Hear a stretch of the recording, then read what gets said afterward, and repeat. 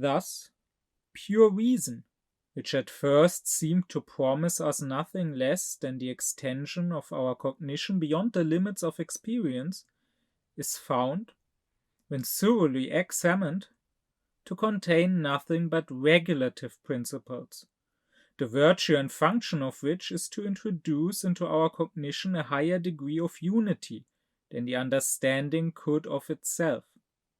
These principles, by placing the goal of all our struggles at so great a distance, realize for us the most thorough connection between the different parts of our cognition, and the highest degree of systematic unity.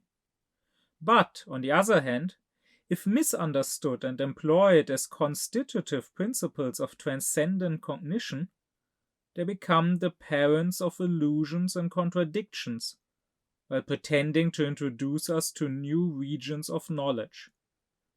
Immanuel Kant.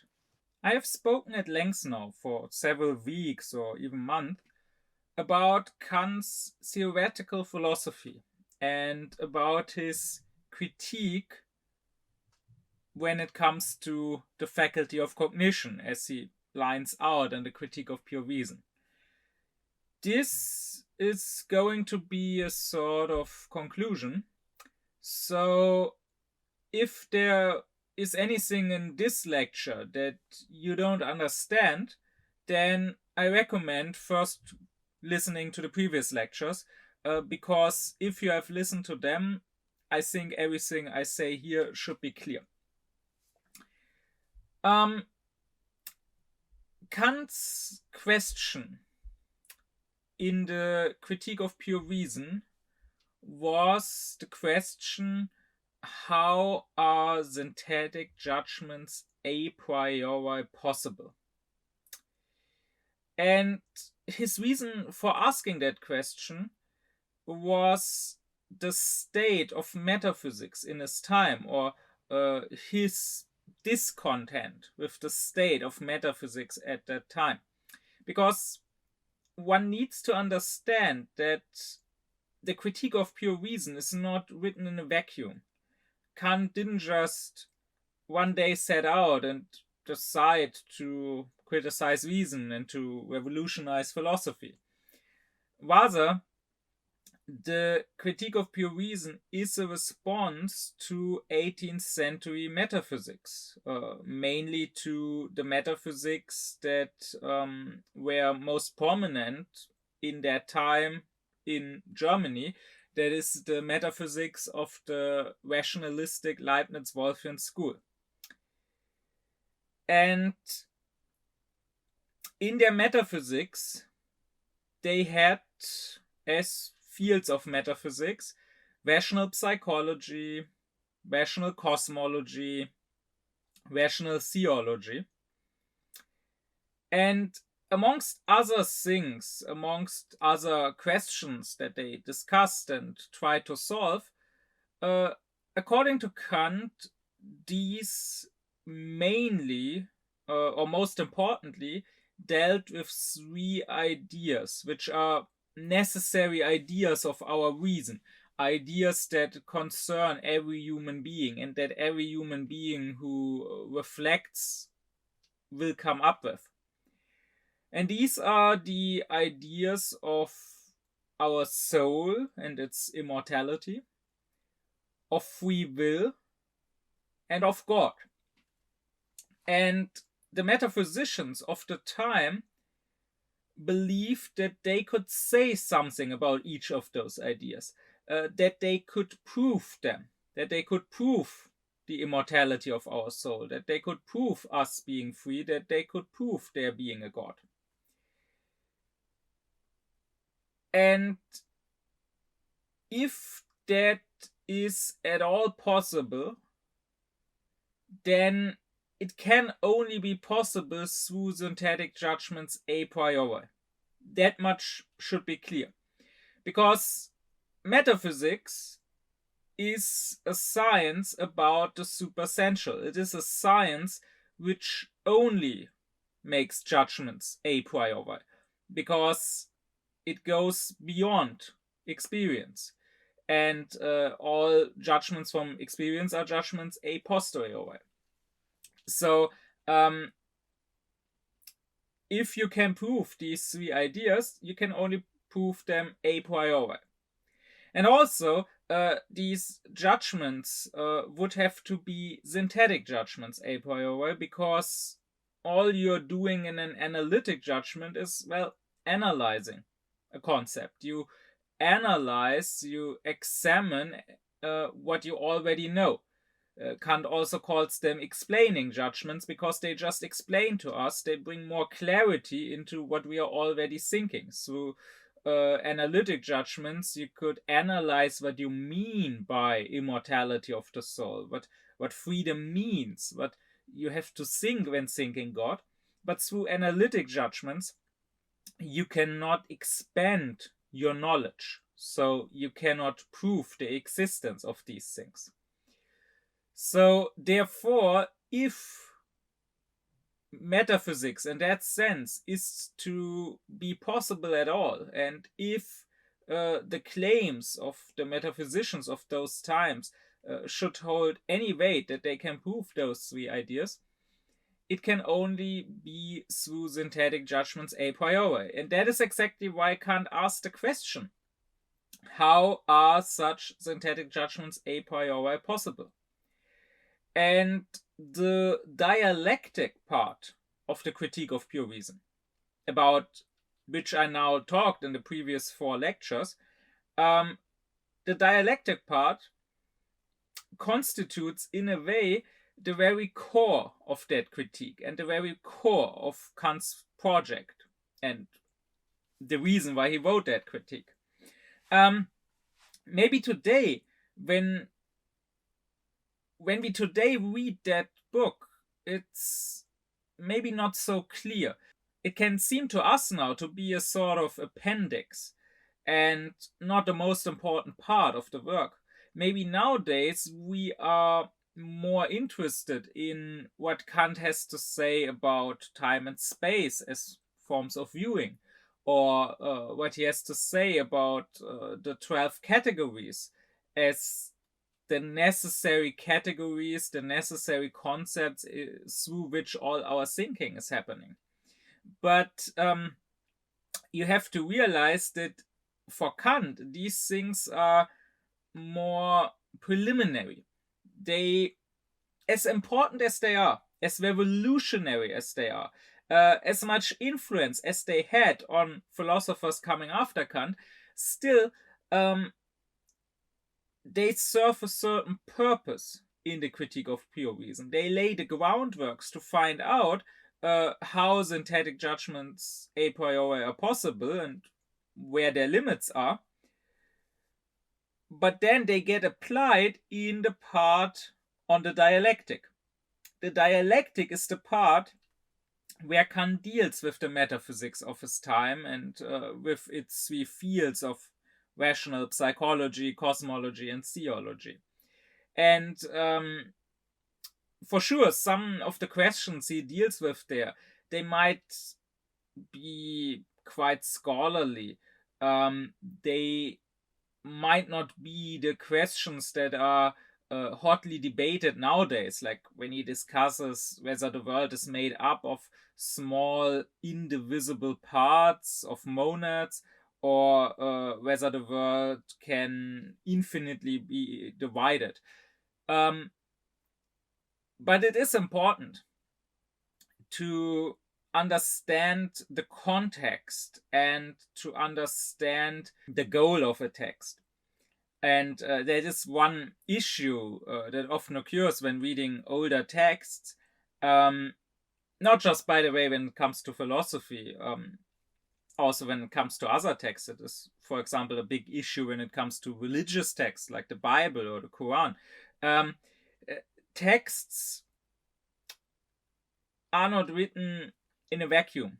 They usually respond to something. They usually take part in the discourse of their time. And to us who come later, that discourse, that time, the things that text responded to, are often lost, or at least unknown, unless we are experts.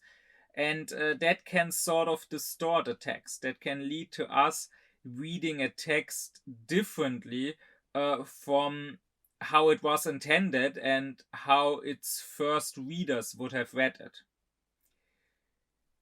Well, what Kant is saying is that synthetic judgments a priori, they are indeed possible. They have to be possible even. Or otherwise we couldn't even make synthetic judgments a posteriori. Otherwise we couldn't even make experience. But what he is saying is that they are only possible when they relate to experience.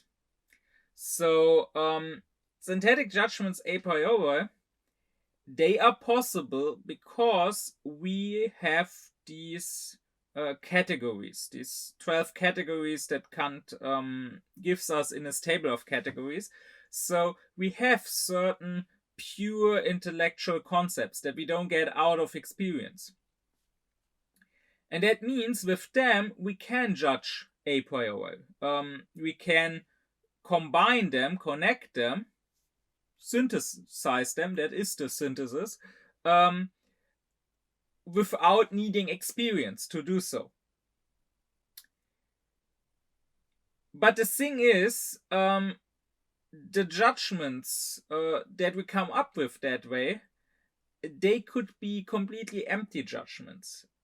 I don't know if the connection I make between two concepts a priori, if that is just something in my head, something that I thought up, or if it says anything true about reality.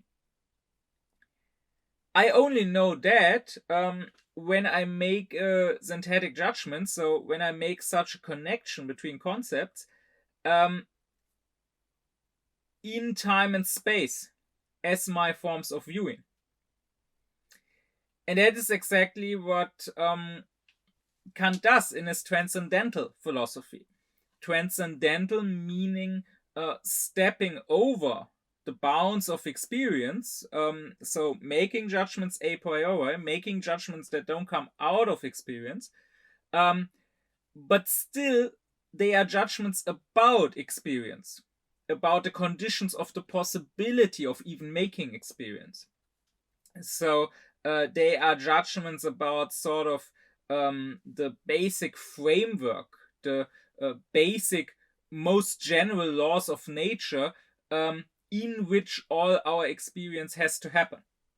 Such synthetic judgments a priori are possible. And therefore, mathematics as a pure science of reason is possible because it makes synthetic judgments a priori, but only in time when it comes to arithmetic, or space when it comes to geometry. So that means that we know that its judgments are true, that its judgments have a certain reality and are not just chimeras. We know that because they apply to everything which we could ever perceive in time and space.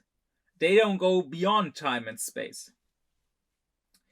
And likewise, Kant does say that metaphysics is possible as long as we are talking about applied metaphysics, like what he calls rational physics. So a metaphysics that is metaphysical in the sense of being a science not based on experience but based on reason alone, being a science that seeks answers to questions a priori, but being applied metaphysics in the sense that it seeks answers to questions a priori about things which we can experience. It doesn't examine these things in experience. That would not be rational physics, but empirical physics. but still it talks, it examines through reason about things which we can experience, material bodies. That is possible. We can make synthetic judgments a priori about, well, matter, because we can say a priori how matter must be, what basic attributes matter must have in order to even be able to appear to us, in order to be possibly experienced by us. But what Kant shows, and that is exactly what his dialectic is about, what Kant shows is that pure metaphysics,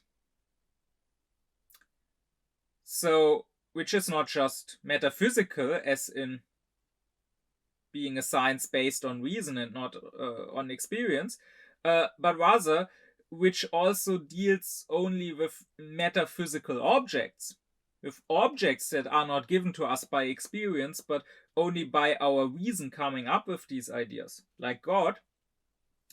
Kant shows that such a metaphysics is not possible to us. Here, reason would be, as he says, transcendent, which is not the same as transcendental. Yes, transcendent and transcendental both means going beyond experience, but transcendental judgments only go beyond experience to talk about experience, to talk about the, well, once again, the conditions of the possibility of experience, the preconditions of our experience. Transcendent, however, is our reason when it completely transcends, when it completely swings over experience into the realm of the supersensual and tries talking about objects which could never be objects of a possible experience. And such synthetic judgments a priori, because they are not synthesizing concepts in time and space, and therefore they are not making statements about things which could appear in time and space. God, for example, can't appear in time and space. They are empty. And we don't know if there's any truth to what they are saying or not. That is basically the result of Kant's whole critique of pure reason. And dialectic, as I said in the lecture explaining that, dialectic to Kant means the teaching or the doctrine or the science of illusion. He talks about the dialectic of reason because here in metaphysics, here when it comes to its ideas of immortality, of freedom, of God, reason creates certain illusions by its very nature, which it itself falls for, and therefore which we may fall for. And dialectic, as the doctrine of illusion to Kant, is the part of science which has the task to to end these illusions. That is exactly what he tried to do in the dialectical part of the critique of pure reason.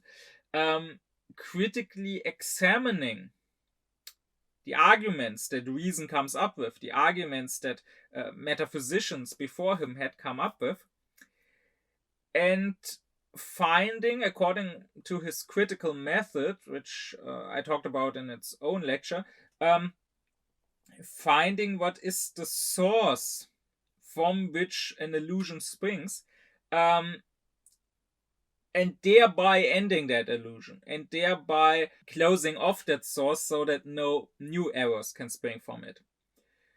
And that means that the the result of the critique of reason, and more specifically of the dialectic, is mainly a negative one. It doesn't give us new insights, it doesn't expand our knowledge, it teaches us something that we didn't know before, but rather it sort of limits our knowledge by showing us the borders, the bounds of our knowledge, which we can't overstep, or at least which we shouldn't try to overstep, because nothing good, nothing true, nothing truly proven will come of it. And that may be a disappointment in a way. To be sure, humans, the unaufklärt humans, because Aufklärung starts precisely when you begin being self-critical, when you begin self-reflecting. The unaufklärt humans, they don't like to do that. They don't want to be self-critical. They also don't want to be criticized by others. They don't want to be shown their self-deception, their lies they tell themselves, and they don't want these lies to be lifted from them. They would probably prefer thinking that they can prove the immortality of their soul, that they can prove their free will, that they can prove God.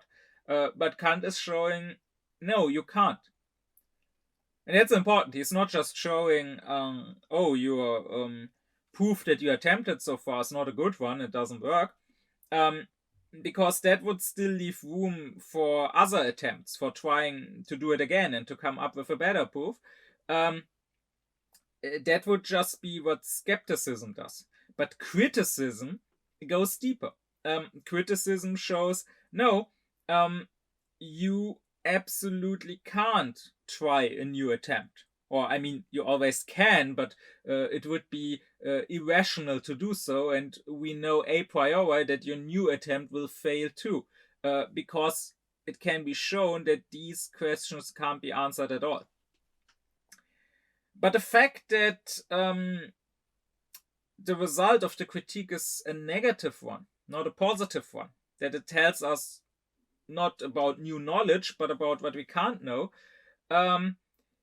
is not a bad thing, and is not something we should reject, Kant says.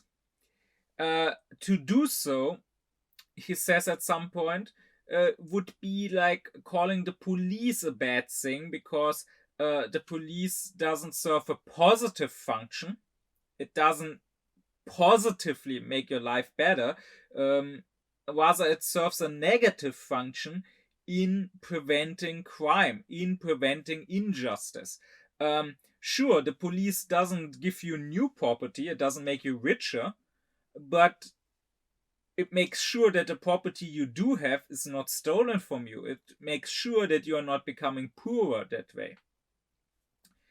And so, that is basically what Kant wants to do with his critical project. He wants to, in a way, police our very reason. Or rather, he wants reason to police itself, because what Kant writes about, of course, are not just his random opinions, but it is reason itself speaking through Kant and criticizing itself.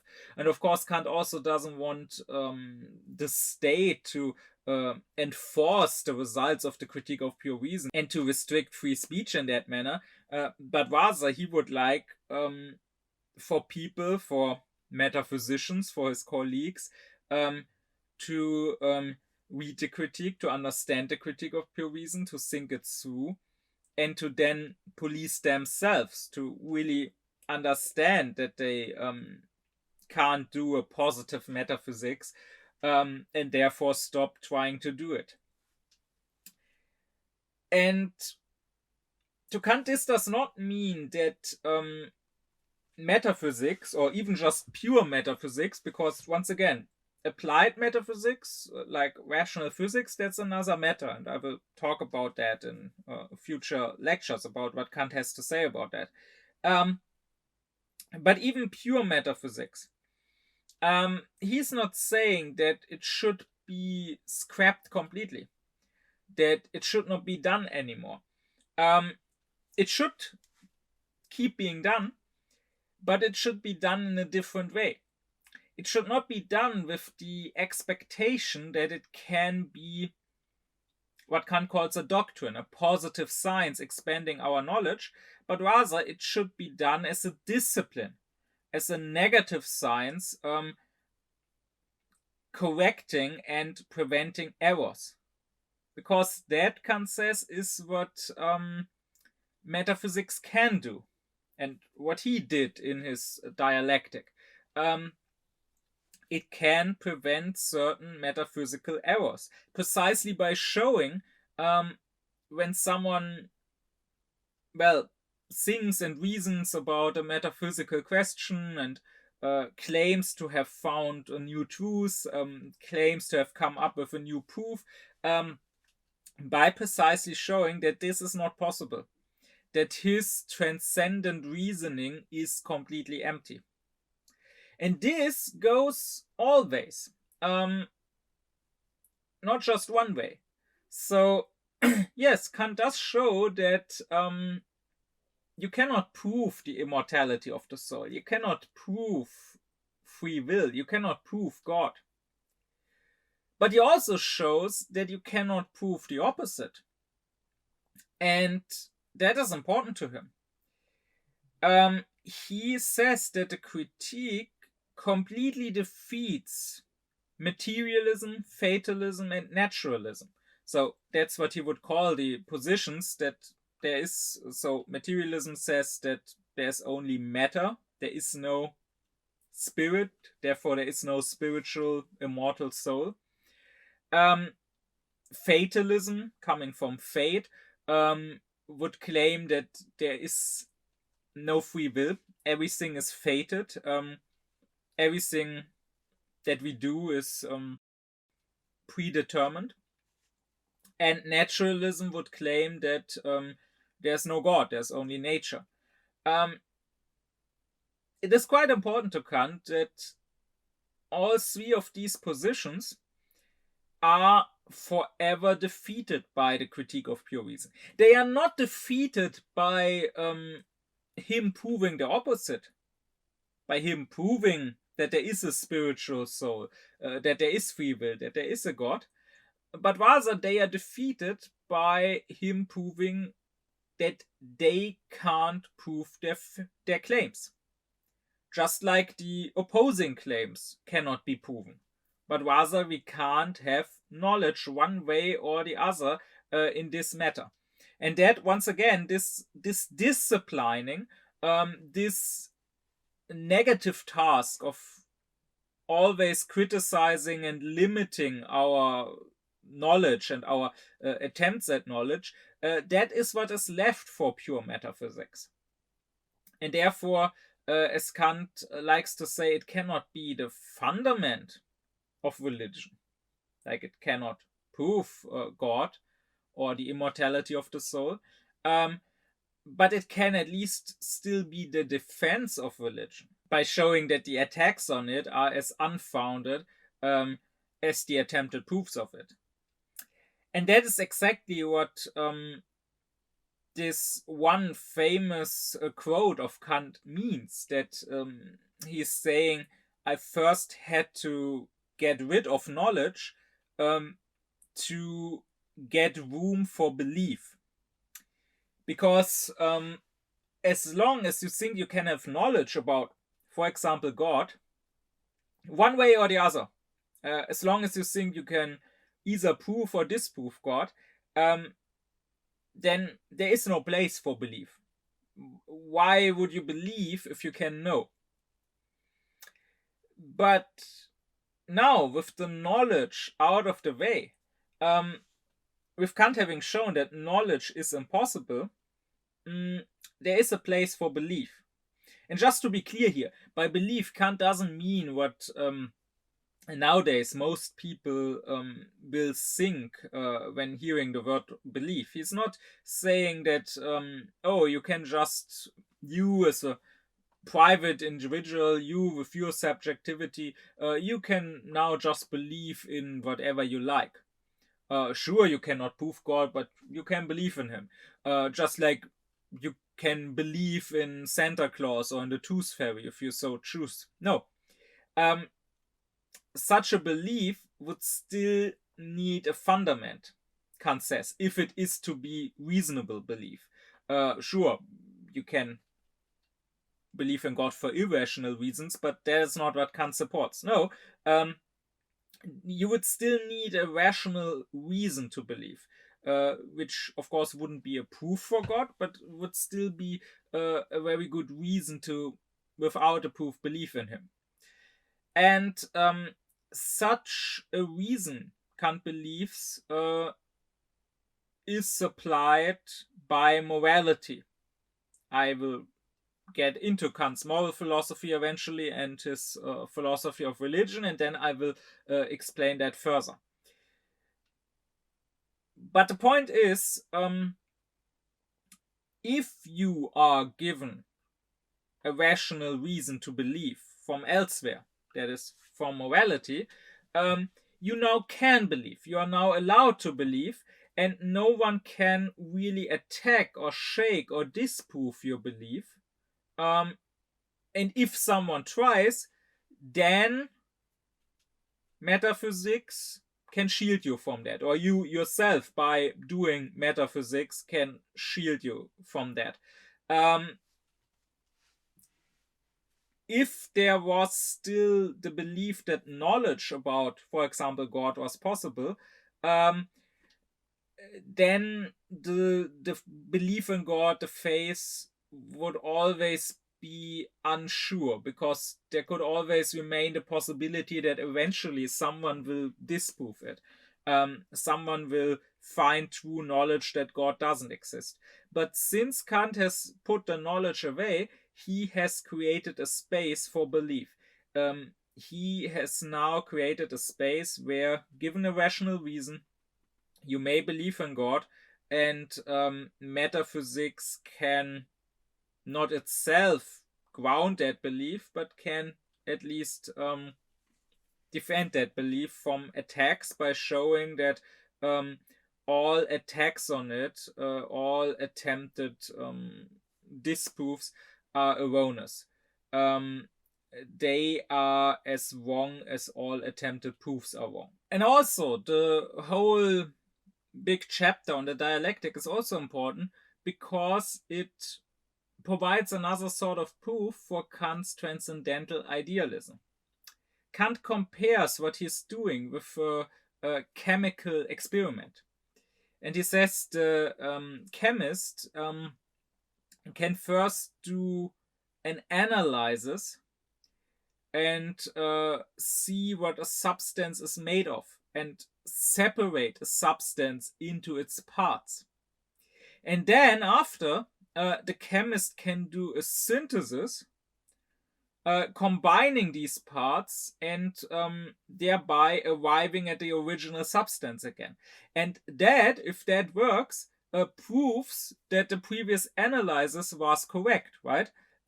If you can take these parts and arrive at the whole again by recombining these parts, then you have shown that they were indeed the parts, that you were right in dividing the whole into these parts. And well, that is exactly what Kant is doing. He makes the divide between phenomena and noumena, between things that appear to us and the things as they are in themselves, between the sensibilia and the intelligibilia. And in the dialectic, he shows that this divide is correct and necessary, because it is the only way to solve the dialectic, right? The antinomies in rational cosmology show it best. But it is also true for the paralogisms of rational psychology and for the ideal of rational theology.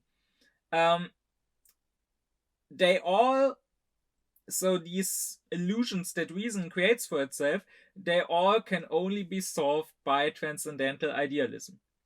And no other philosophical, no other metaphysical position is able to solve these questions. The whole dialectic, the whole conflict of reason with itself only arises if you take the concept of the soul, of the world, of the real, and if you don't distinguish between taking these concepts as appearances or as things in themselves, because as I appear to myself in my consciousness, and as I think of myself as the subject of all thinking, or the world as it appears to me, only ever in parts, or the world as a whole as I think of it, and likewise the real as it appears to me, and the most real being that I necessarily, even if unconsciously, think of, they are not the same. And I need to not confuse them if I don't want to end up with dialectical errors. And here in the dialectic is exactly the point where the critique is born, and where it was born for Kant. Our reason, both at the same time, desires the absolute, is dissatisfied with the relative, but also finds that it can't reach the absolute.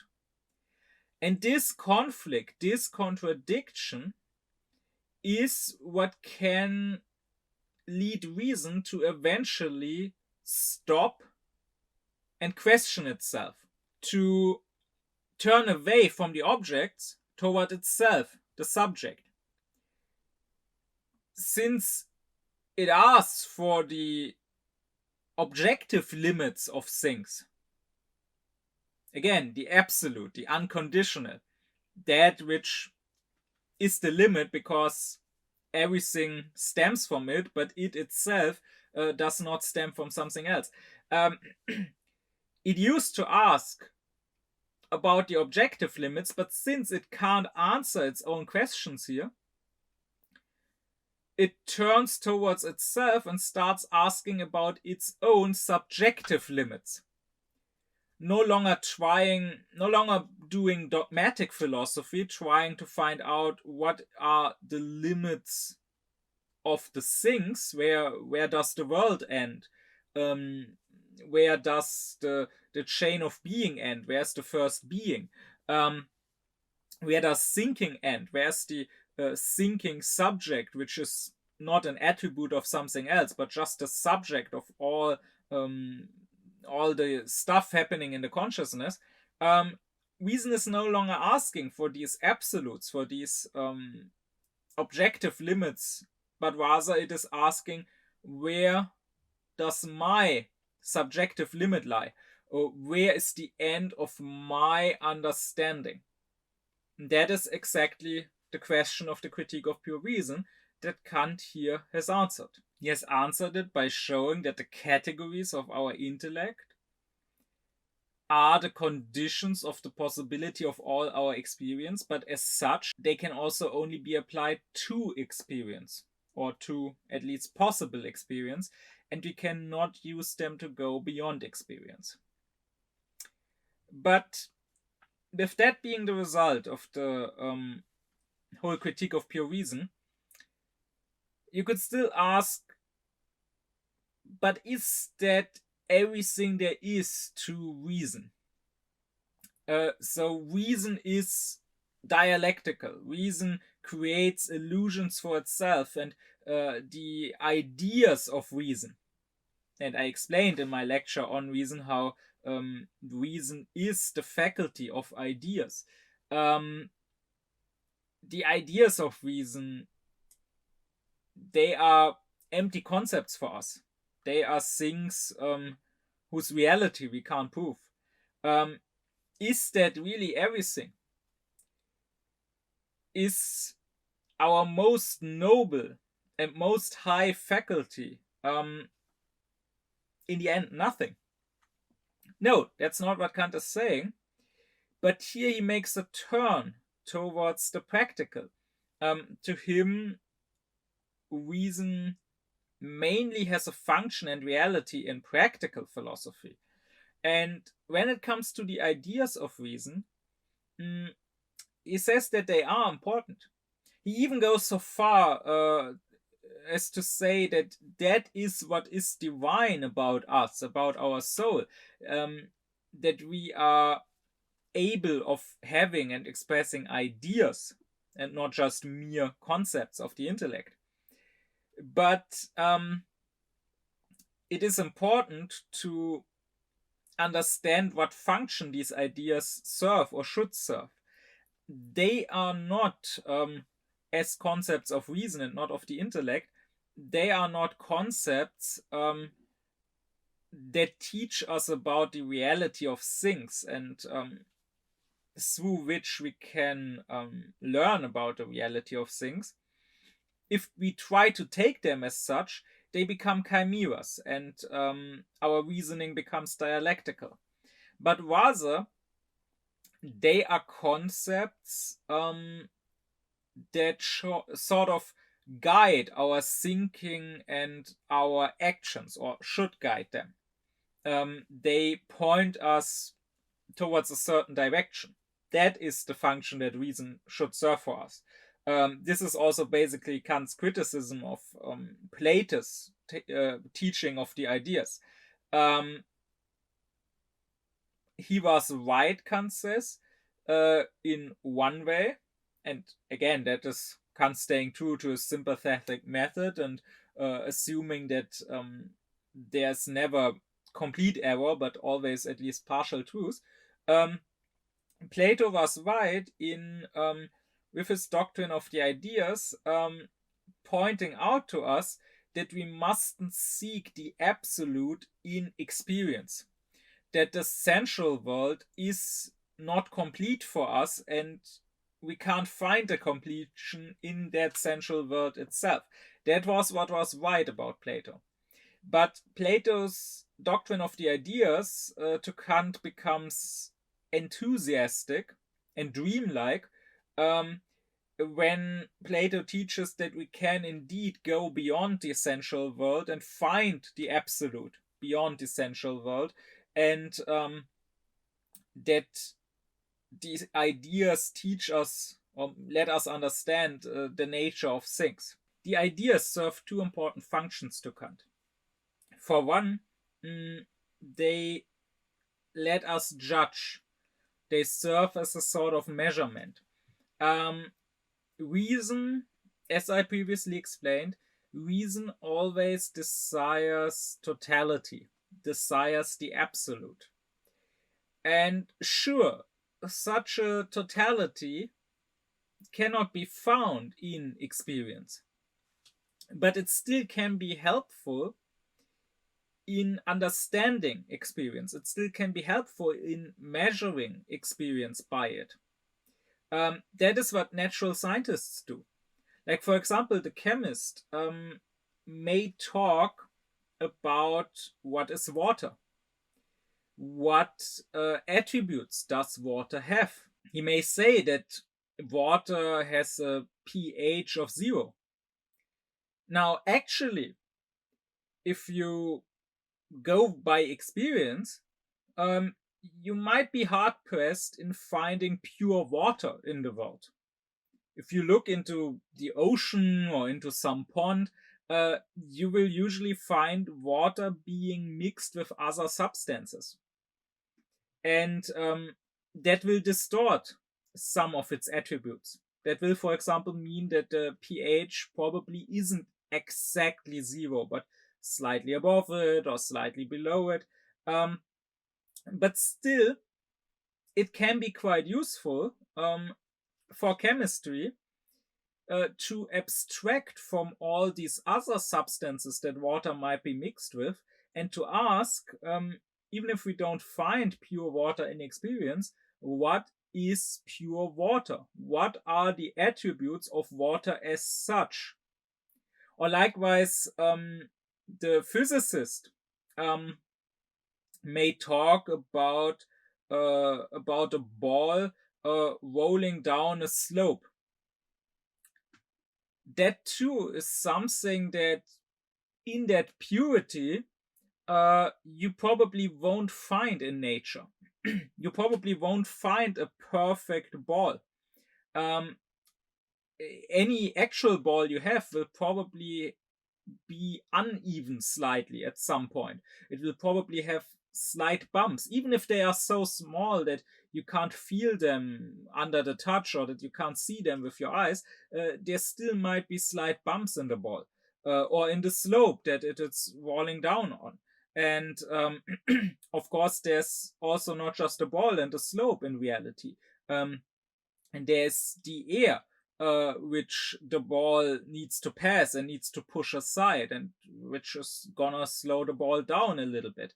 But again, it is useful for the physician to abstract from these things and to ask, how would a perfectly round ball on a perfectly even slope without any air or any other factors, how would it behave?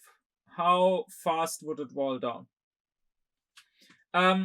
So these ideas of reason, this idea of totality, of the absolute, of something pure and complete, can be helpful for us to understand things.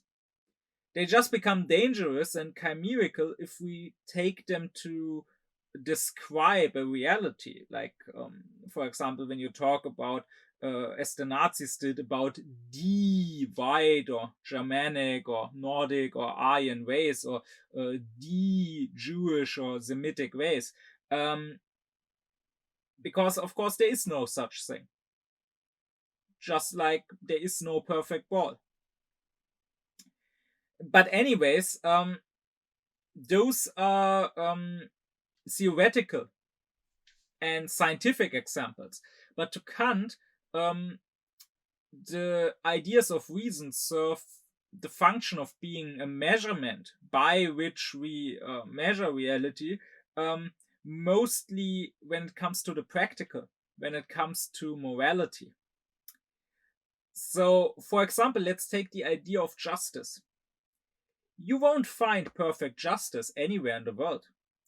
You won't find, whether it's currently or at some point in history, you won't find the perfectly just state, the rational republic that philosophers have talked about and have talked about. You won't find that anywhere. But you shouldn't therefore say that justice as an idea is just a chimera and has no reality and it's useless to think about it, because if you make the judgment that no state is perfectly just, how can you make that judgment? How can you know that no state is perfectly just? Clearly, you can only know that through the idea of perfect justice.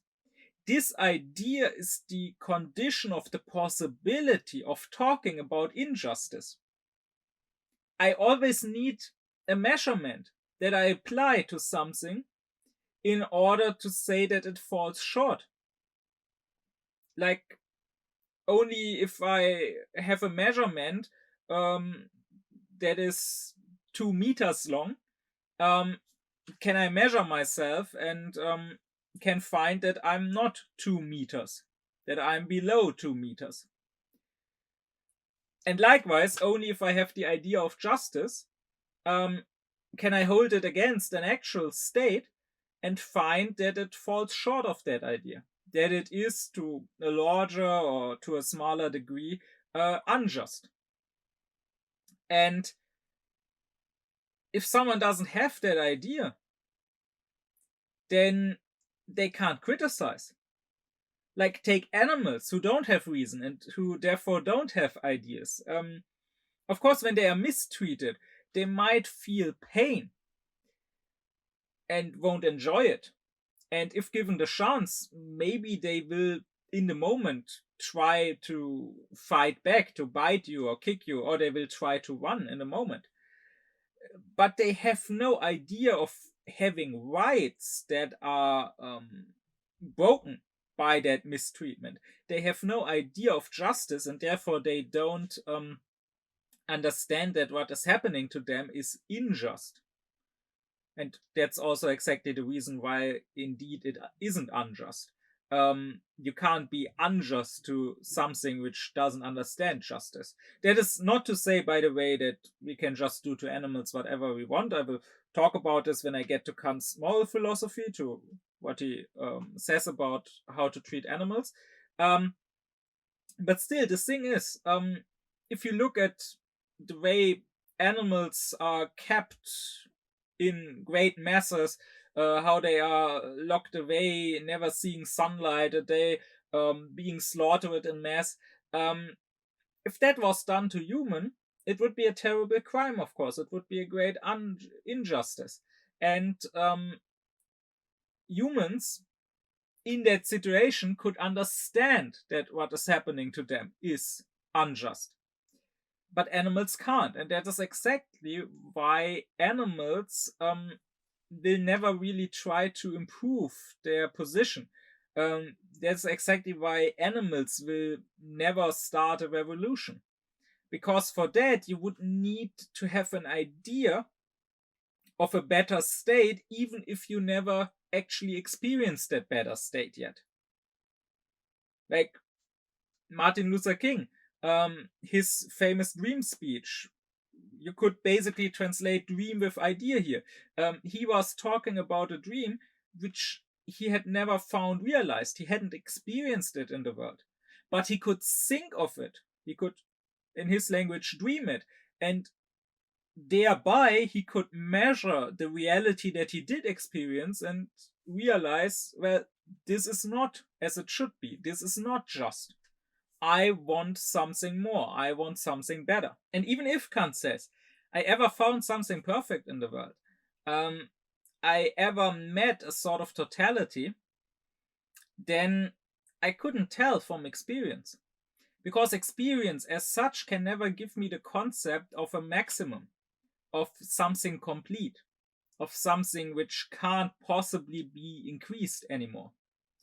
So I could only realize something being perfect by, once again, measuring it by my idea and realizing that it does not fall short of that idea, but actually meets that idea. So imagine, for example, a perfectly good human being, a perfectly holy person, like many believe Jesus was. How, if you met such a person, how would you know that he is perfectly good and holy? You could not know this by him telling you. Because, I mean, the most evil person in the world could claim to be perfectly good and holy. I mean, if that's all you're going by, then you really have nothing to go by. But rather, you would need to look inside yourself, to look at your idea of what a holy person is, and compare that with the person that's actually standing in front of you. Compare that with what that person says, how that person behaves, and find that the person matches the idea. Right? If you meet someone who tells you, I'm very tall, I'm 2 meters, and maybe he's short, maybe he's only, I don't know, 1 meter 50, you can't just believe him because he said so and say, oh, I guess he looks short to me, but he said he's 2 meters, so this is 2 meters now. But rather, you will have to measure him, and you will have to see if indeed he reaches what you, even before meeting him, thought 2 meters are. You can't learn what 2 meters are by him telling you that he's 2 meters, and then by you measuring him and then saying, oh, however tall he is, that's 2 meters because he said so. That's actually quite important when it comes to religion, and I will address this more when I get to Kant's philosophy of religion. But there are people, especially fundamentalists, who will basically tell you that without God and without revelation, without the Bible or without the Quran, we could not know what good or evil is. But if that were the case, we could not know at all. We can't learn what good and evil is by someone telling us, because how would we know that what he tells us is indeed good and evil? Like, let's say there are two people claiming to be prophets, and they are both saying, I was sent by God, and God is good and holy, and what I say therefore is also good and holy.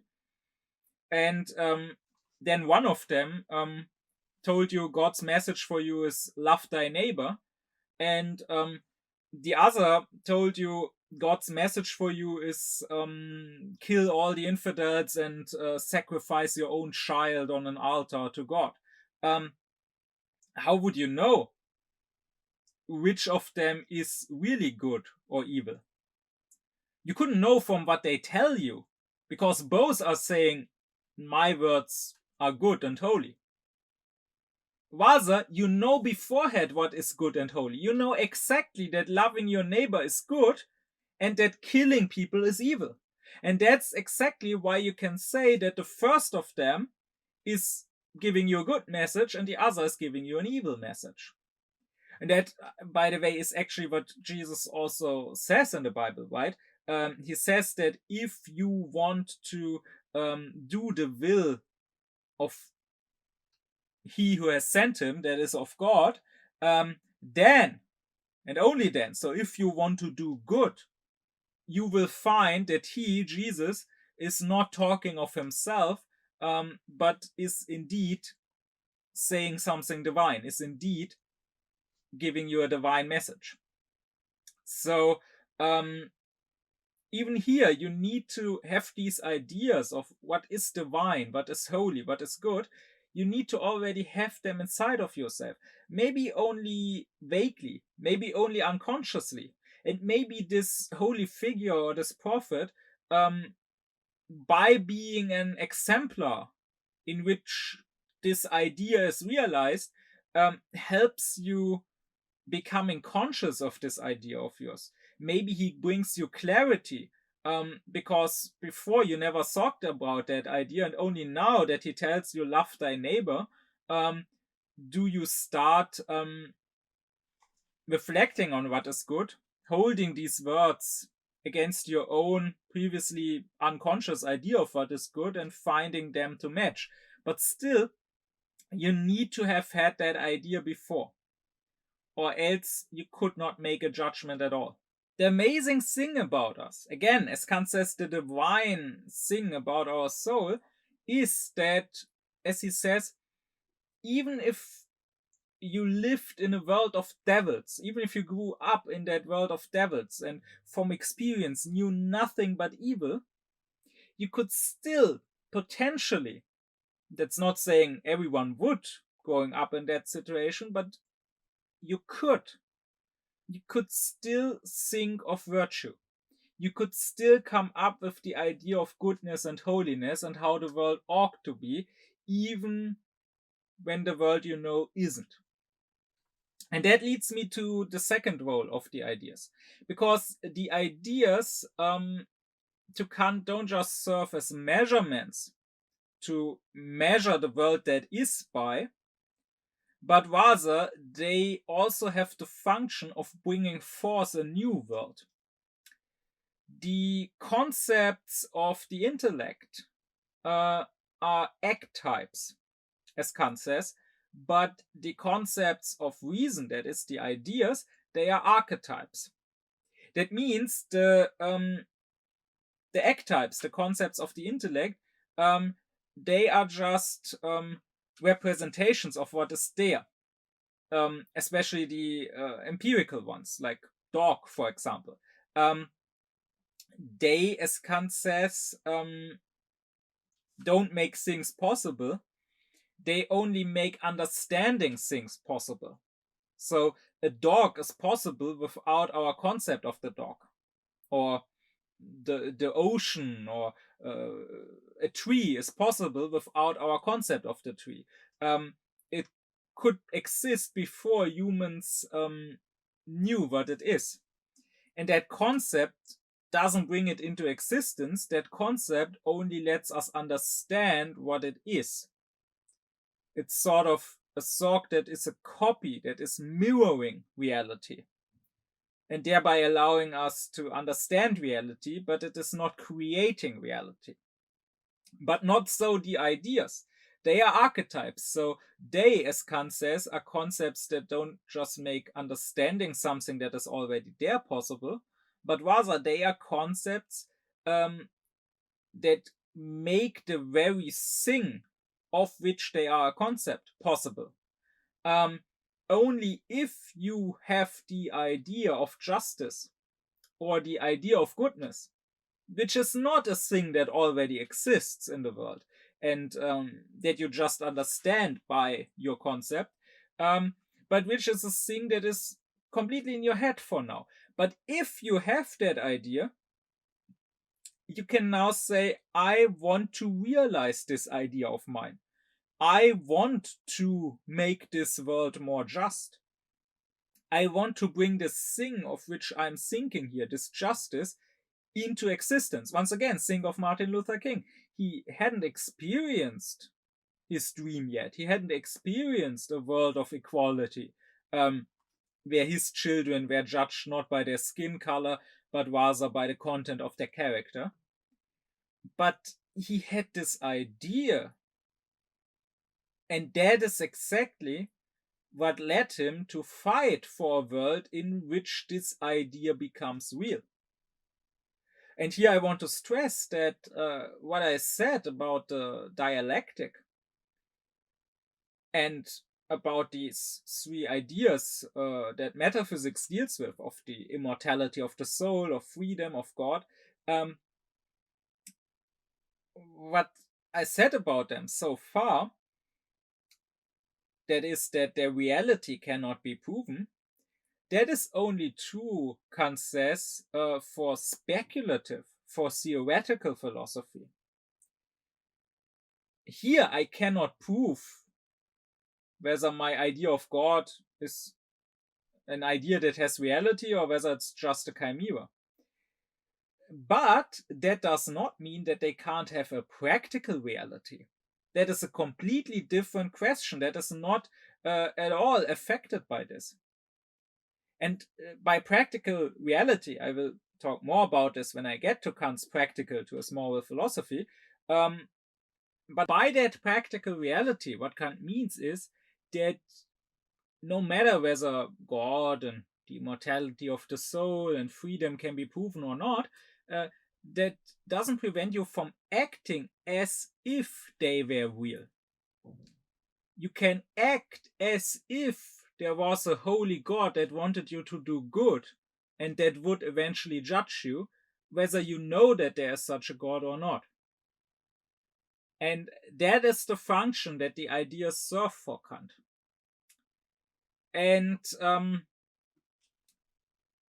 this function, the ideas being archetypes, leading you to not just understand the world as it is, but to change the world, to try and bring forth something new.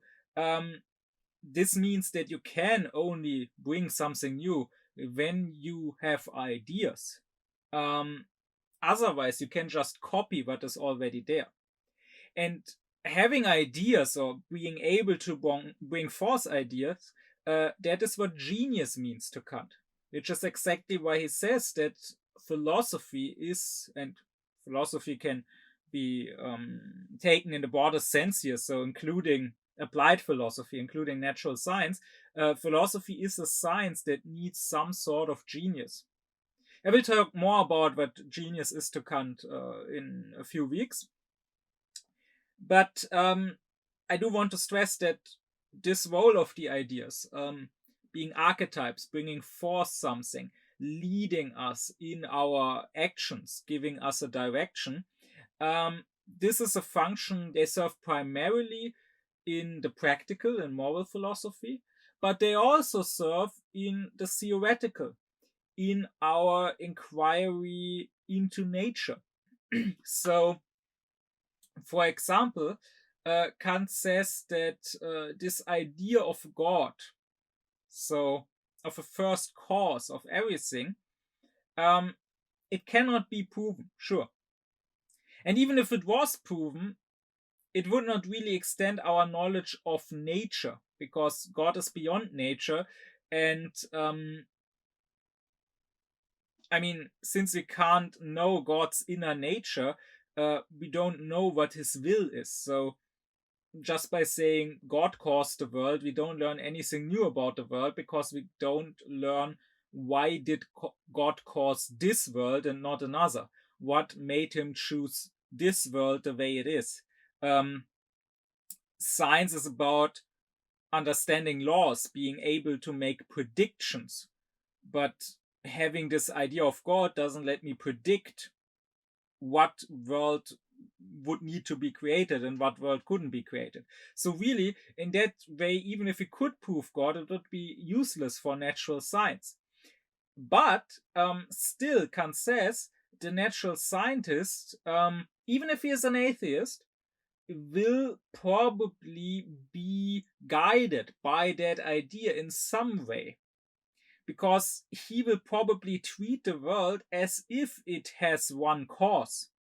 Now, whether that cause is God or not doesn't really matter here, but still, he will assume that the world doesn't come from multiple sources, but it comes out of one source, like the Big Bang. Why does the natural scientist assume that a priori? I mean, he doesn't assume that because experience taught him so. He assumes so because he has an idea in his mind of a first cause. And that idea guides him in the way he examines nature. And in that way, the ideas of God, of the soul, of freedom do serve their function, even in theoretical philosophy, even in understanding nature. They do have a certain necessity, but their necessity is not that of, it's not an objective necessity, it's a subjective necessity of the method. Because the intellect, as I previously said already in previous lectures, the intellect brings synthetic unity into our perceptions and makes them experience. It brings synthetic unity into sensuality. Well, reason, as a sort of higher intellect, brings synthetic unity into the intellect, into our thoughts. It tries to unite our thoughts. And sure, we mustn't assume that the unity is already there, or that it has been found, that we reach something absolute. But we must forever strive towards that point of the absolute, that point of total systematic unity of all our thoughts, of all our experience. And in that way, reason guides even the natural scientist. Reason has, as Kant says, a regulative function for us. Specifically, there are 3 regulative laws of reason that Kant talks about at this point.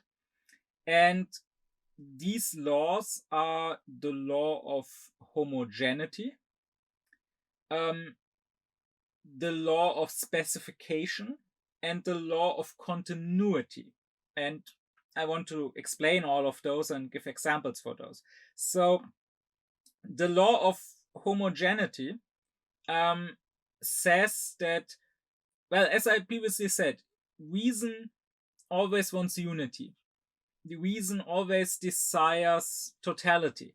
And this law of homogeneity springs from that desire. And reason basically tells us that whenever there's a manifold, whenever there are various things, we can sort of unite them into one. We can find a higher concept under which they fall. This is, first of all, Kant says, a logical principle. Like if you have two different concepts, let's say the concept of a cat and a dog, then you have this logical principle of homogeneity that tells you that while they are different, they are also homogeneous. They are also the same in some way. I can unite them both under the umbrella concept of a mammal. And again, if I have other concepts of birds and fish and insect, alongside those cats and dogs who are mammals, then I can again unite them and say they are all animals. So yes, they are different species, but their genus, so the top category to which they are subcategories, is still similar. And again, if I now compare animals with trees and flowers and so on, I can say they are all living beings. And if I compare these living beings with stones or metals or whatever, I can say they are material beings. They all are made up of matter. So I can always go higher till I reach the highest point, and at the highest point I won't have a multitude of concepts, but I will have one general concept, which according to Kant would then be the concept of something. So everything is a something or a nothing. So that is a logical principle, which, by the way, is not one that Kant claims to have come up with, but rather which was known even in antiquity. And then, second, you have the principle of specification, which is sort of the opposite to this principle of homogeneity, because while the first one says that two different species can be united under the same genus, here we are claiming that the individuals that are under one genus can always be divided into several species. And when you have done that, you can again divide each species further. So I can divide animals into different classes of animals, or I can divide mammals into different species of mammals. And again, even if I have one species like dog, I can further divide it. I can say there are German shepherds, and there are golden retrievers, and there are terriers, and so on. So I can always make further divisions. And there is no stopping point. Like, there's not a lowest species which I can't further divide. Of course, in life, we often stop at some point, because often there's just no reason to make further specifications. But this logical principle says that it is always a possibility. Stopping at some point is really arbitrary. Like, I can take this race of dogs. I can say, okay, here there are the terriers, for example. But I could further divide them into, let's say, black terriers and gray terriers and brown terriers. There's nothing stopping me from doing that. And then I can further divide the black terriers. I can say there are black terriers that are over 2 years old and ones that are under 2 years old. Or I can say there are the terriers that live in Europe and that live outside of Europe. I can come up with all sorts of specifications, down to the smallest specifications. I can say there are terriers that live in my block or that live in the next block, and there's nothing stopping me from doing so. It is always when I put several things, several individuals into the same group, they may have some similarities, but being several individuals, they surely also have something which is different about them. And so it is really arbitrary whether I want to group them together or whether I want to further divide that group. And lastly, you have the law of continuity, which is basically the middle between the other two laws, which basically says that there are no gaps, no jumps. So if you have two species, there can be a middle species, once again, between them, filling the gap between them. Like, for example, sure, you can say here they are the mammals, and mammals birth living young. And here there are other sorts of animals, like the birds and the reptiles and the fish and so on, who lay eggs.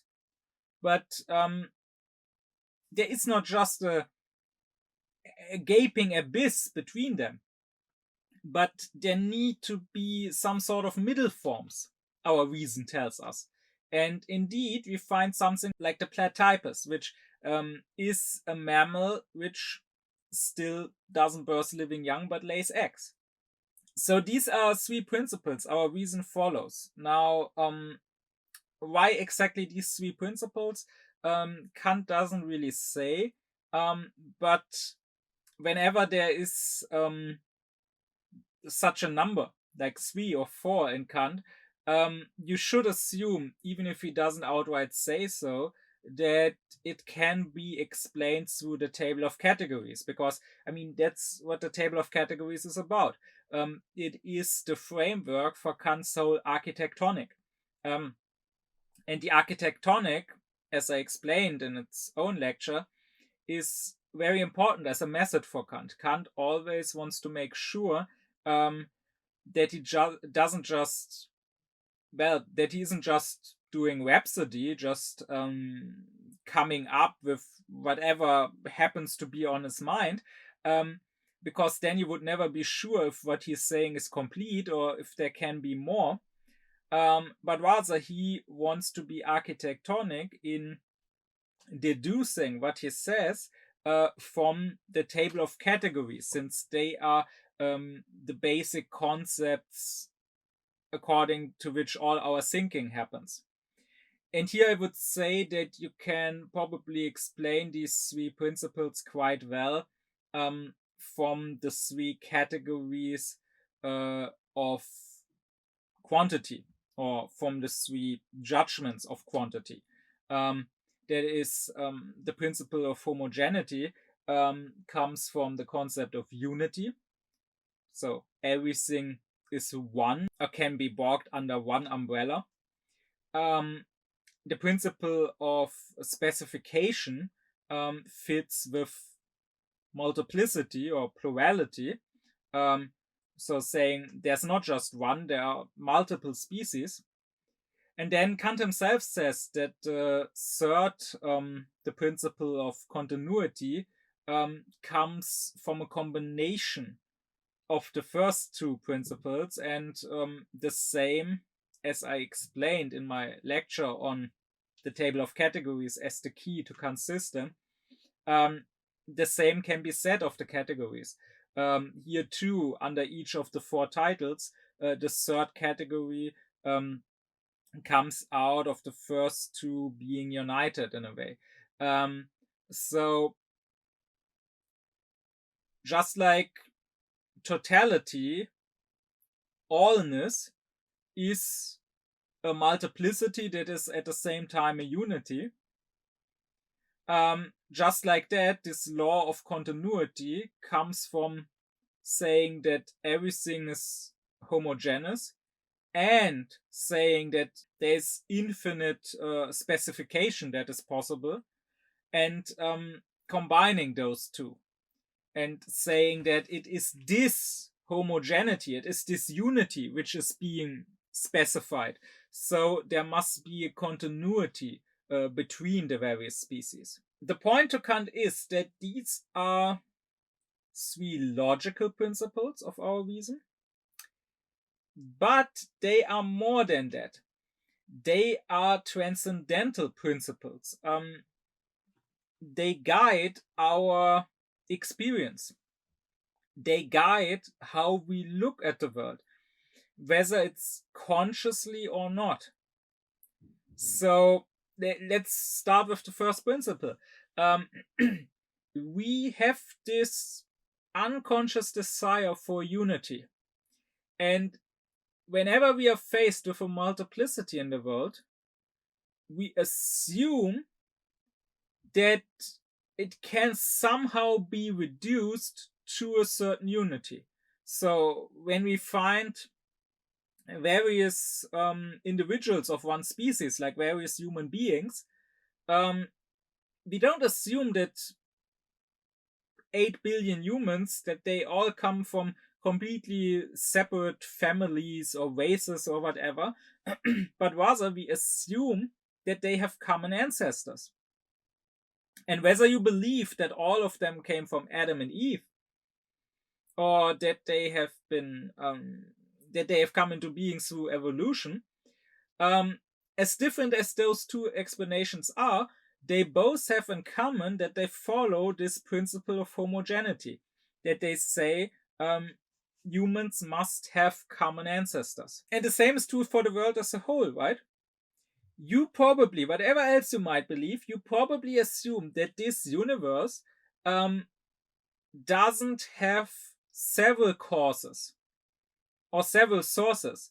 Whether you believe it came from the Big Bang, whether you believe it was created in 7 days by some god,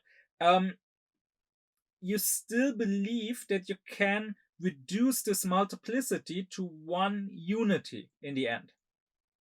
And I mean, even if you go to mythologies that are polytheistic, that have many gods, they too usually won't claim that these many gods were just there in their multitude from the beginning, but rather in those mythologies too, there's usually one common cause. Like maybe there was a first god who created the others, or maybe they sprang from the original chaos or whatever. That depends on the mythology, but still, you rarely have a mythology just starting with two gods that are equally original, but rather everything starts from one. And this is something, again, that guides us in the way we look at nature. This principle guides scientists, for example. So in physics, you have several natural laws. But physicists, for the longest time, assumed that these various laws can be reduced to a smaller number of laws. So different phenomena in the world can, as much as they may seem to be different, can be explained through the same basic law.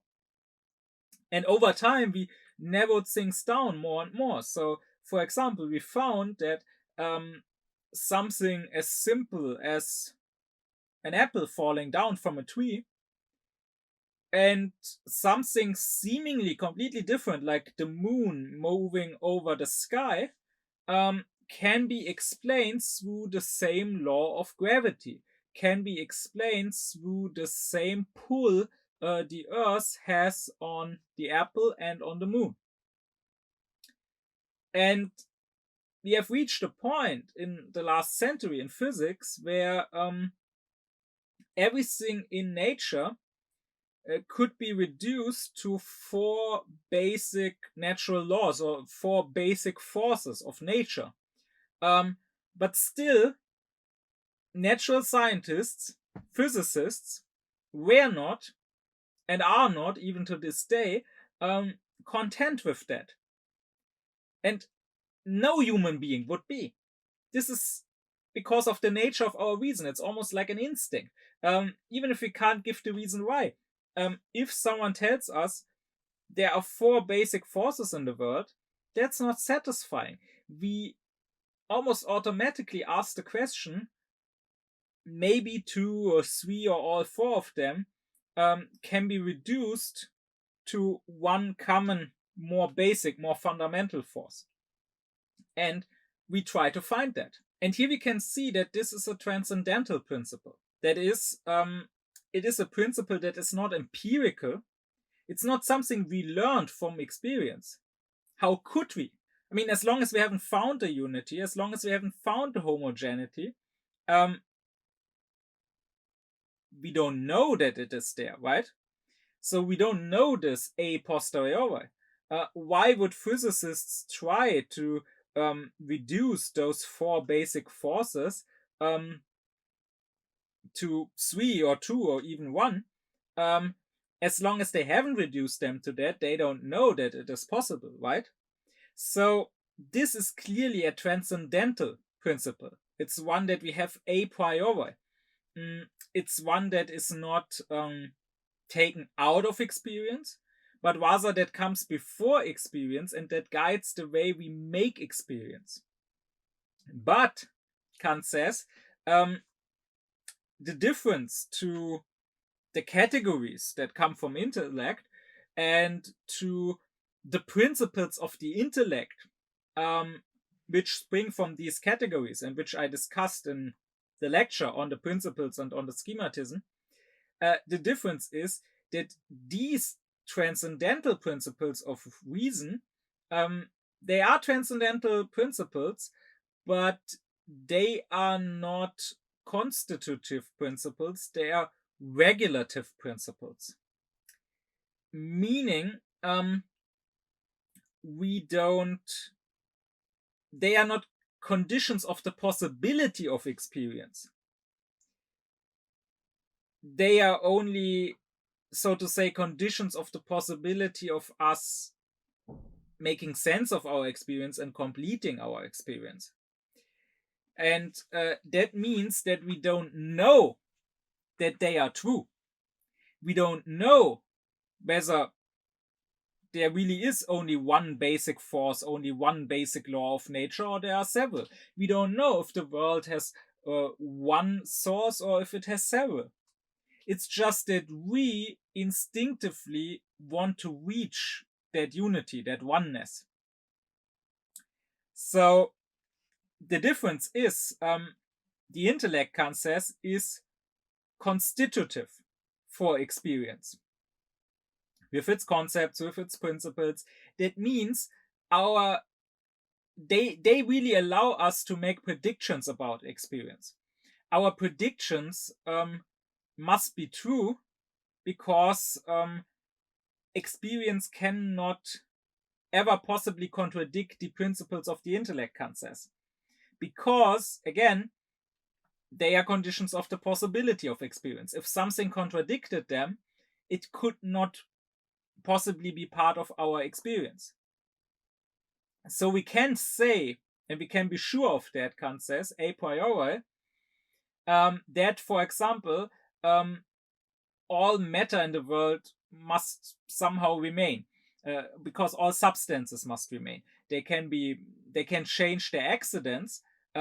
So matter can be transformed and transferred and change its attributes, but it cannot be completely and utterly destroyed, just like new matter cannot be created out of nothing.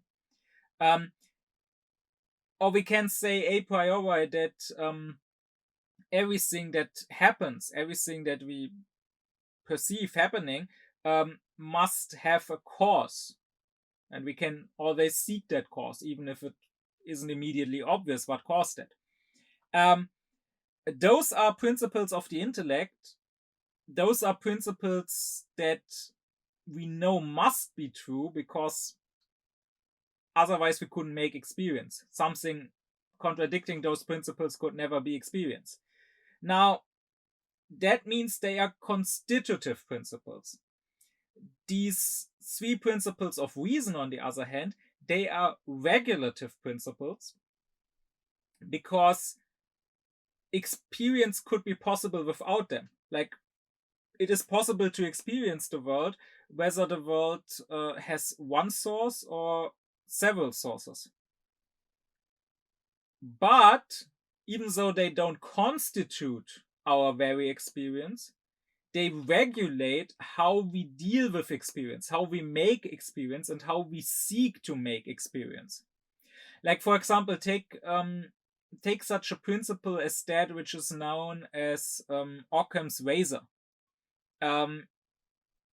Occam's razor basically says that you must not, unless you have good cause to do so, you must not multiply the principles. Meaning, when you have a phenomenon that you want to explain, that you want to find a cause or a reason for, try to explain it through the principles, through the laws you already have and already know, and don't assume there's a new one unless you have reason to do so. Like, and we follow Occam's razor usually in life. Even if unconsciously, even if we have never heard the name Occam's razor, we usually will follow it. Like, if you walk down a beach and you see footprints that look like human footprints, you will probably, without thinking much, assume that there was another human who walked here before you. Now, this is not proven until you've actually seen it. It could be possible, potentially, that somewhere back at the other end of the beach, a spaceship landed, and an alien who is somewhat humanoid and has a somewhat human-like body and therefore similar footprints, an alien walked down that beach. There's nothing telling you, when you are just looking at the footprints, that this is not the case. But as long as you don't have a good reason to assume that there was an alien walking here, like if maybe you saw the spaceship standing there at the end of the beach, there simply is no rational reason to assume that there's an alien when you don't know whether aliens exist and whether aliens, even if they do exist, visit Earth, rather than assuming as an explanation that it was just another human being, because you know that other human beings do exist and do leave such footprints. So you can see that Occam's razor is a regulative principle. Again, you have no proof a priori that it wasn't an alien, but still you are going to automatically assume that it wasn't an alien. You're probably not even going to think of the possibility of it even being an alien. So Occam's razor regulates the way you deal with your experience, and it regulates the way you try to make sense of your experience and you try to find reasons for your experience. Like, right, likewise, when you know that you put milk into your fridge and now you open your fridge and the milk is gone, you could assume that maybe some magic happened. Maybe someone made a spell that made your milk disappear. But you are maybe, if let's say you have a roommate, maybe the first thing you will assume is that your roommate took the milk and maybe drank it or whatever. Because again, Occam's razor tells you to not multiply the principles without reason. You know that you have a roommate, you know that your roommate is capable of taking out milk out of the fridge. You don't know that there's magic. So unless you have a really good reason, because something really can't be explained through the principles you already have, to come up with a new principle as a principle of explanation, you usually won't do it. And this principle of Occam's razor, which guides you in everyday life, but which also guides natural scientists, this principle is clearly an application of this general principle of homogeneity, right? So basically, Occam's razor assumes that there isn't just a multitude of different possible explanations and different laws of nature and different phenomena, but rather they can all be reduced to the same set of explanations, to the same set of natural laws. And in that way, it serves a regulative function. And the same is true for the other two principles of reason, like the principle of specification. Again, Kant says it is not just a logical principle, but it also, when we go into the world and try to make experience, it serves as a transcendental principle. I can't know a priori that a given species can be divided into various subspecies. How would I know that before I have found the subspecies? But still, we sort of automatically assume that. And again, this guides us in the way we make experience. Natural scientists, again, will follow this principle of specification. Like, they will be confronted with something, with certain individuals, and they will almost instinctively try to find differences. Like, if they find that there's one species of animal which, let's say, lives on two different islands, then they will probably try and find, even though it's the same species and therefore they have lots of similarities, but still the biologist will probably go and try and find what is the difference between the individuals on this island and on that island, because he will assume, even before he has found that they are any different, he will assume that it is possible to further divide this species into these two subspecies, to say that maybe since they have been separated for a while, they develop differently. And indeed, we can always further divide a species. Like, when it comes to animal species, different animals of the same species living in different places, they are different. Like, even if you take very common birds like pigeons or sparrows, that are almost everywhere, just like the humans in different countries or in different parts of the same country, even, they have their differences. Like, there is something like dialects or accents among birds.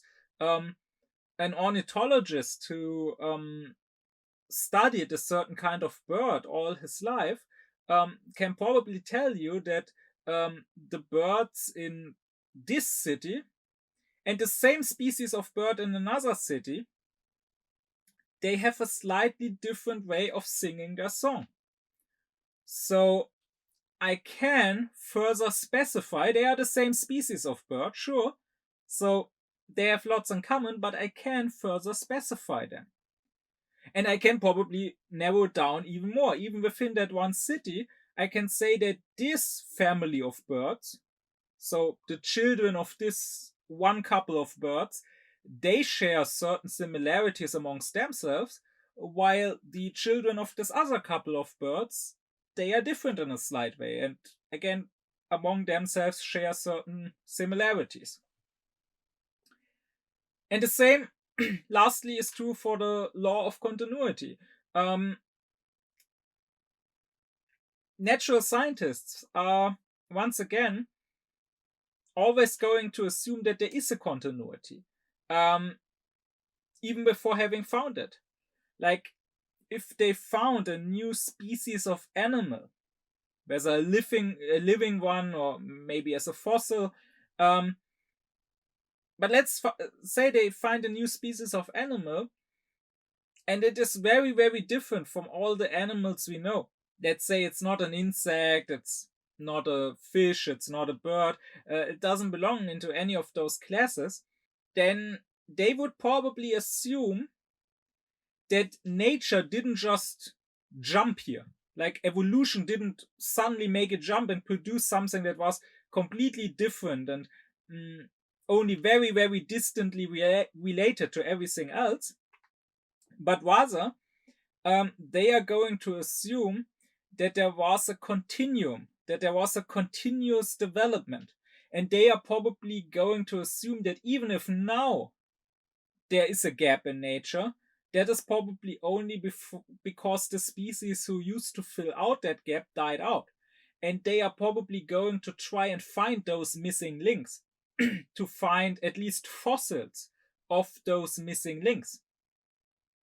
And the same, of course, would be true for a scientist who doesn't study animals, but who studies humans, like a historian, an archaeologist. If he finds ruins of a certain civilization that has a certain level of technology or a certain architecture, which is very different from other civilizations he found in that area, he's probably going to assume that there wasn't suddenly a jump. Like, human beings didn't just 1 year start to build completely different buildings, or suddenly made huge technological advancements and jumped centuries into the future, but rather he's probably going to assume that there was a continuous development, and that he just needs to look further, that maybe he can dig up more ecological findings that haven't been found yet, but that are hopefully somewhere to be found, which would fill in the gap. So again, all of these three principles, they are transcendental principles. They are not empirical. We don't take them out of experience. Rather, we approach experience with these principles. So even before having made an experience, we assume that experience will follow these principles. But again, they are not constitutive principles. So we can't know a priori that indeed experience follows these principles. It could be possible that it doesn't, but still they guide the way we approach experience and try to make experience. And they indeed serve an important function in guiding us that way. As regulative principles, they are important and lead to many new discoveries.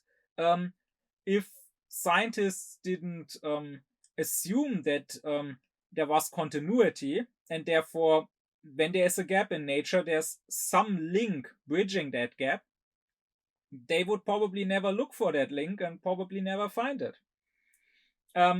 If scientists didn't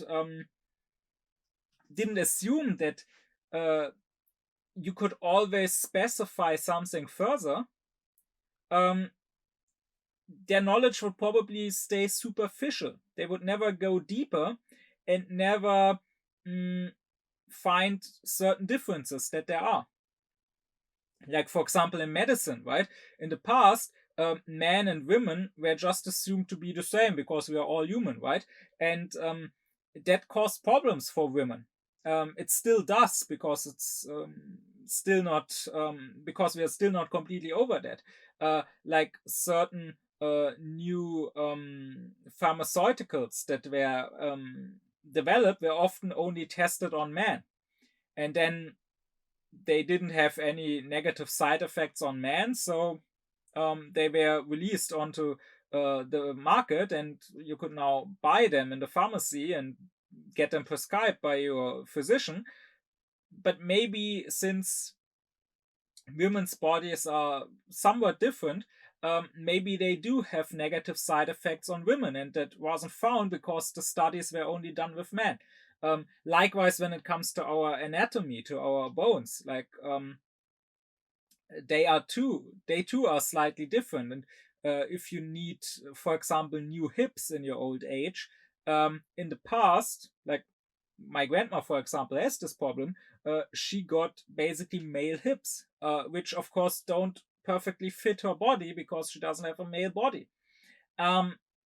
So if we just assumed everything to be the same, our knowledge would stay superficial and we wouldn't discover differences that maybe are important. But if scientists follow this principle of specification and say that, sure, we are all human, but maybe men and women still have some differences that could be discovered and that are important in their consequences for medicine, then we would never find such differences. And likewise,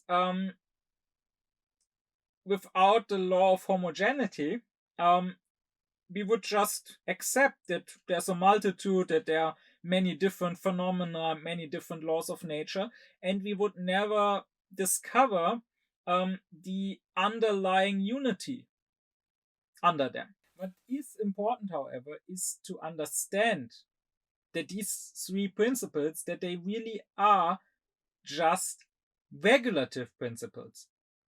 They don't tell us how reality is, but how we look at reality and how we try to make sense of reality. And I think it would be quite helpful, especially in today's world, to learn that from Kant. Which is why I want to give two examples from current political debates, both from the right and from the left, from the topic of nationalism and racism, and from the topic of gender and sexualities. Because I think both could benefit a lot from people aufkläring themselves through Kant. Let's start with something like nationalism.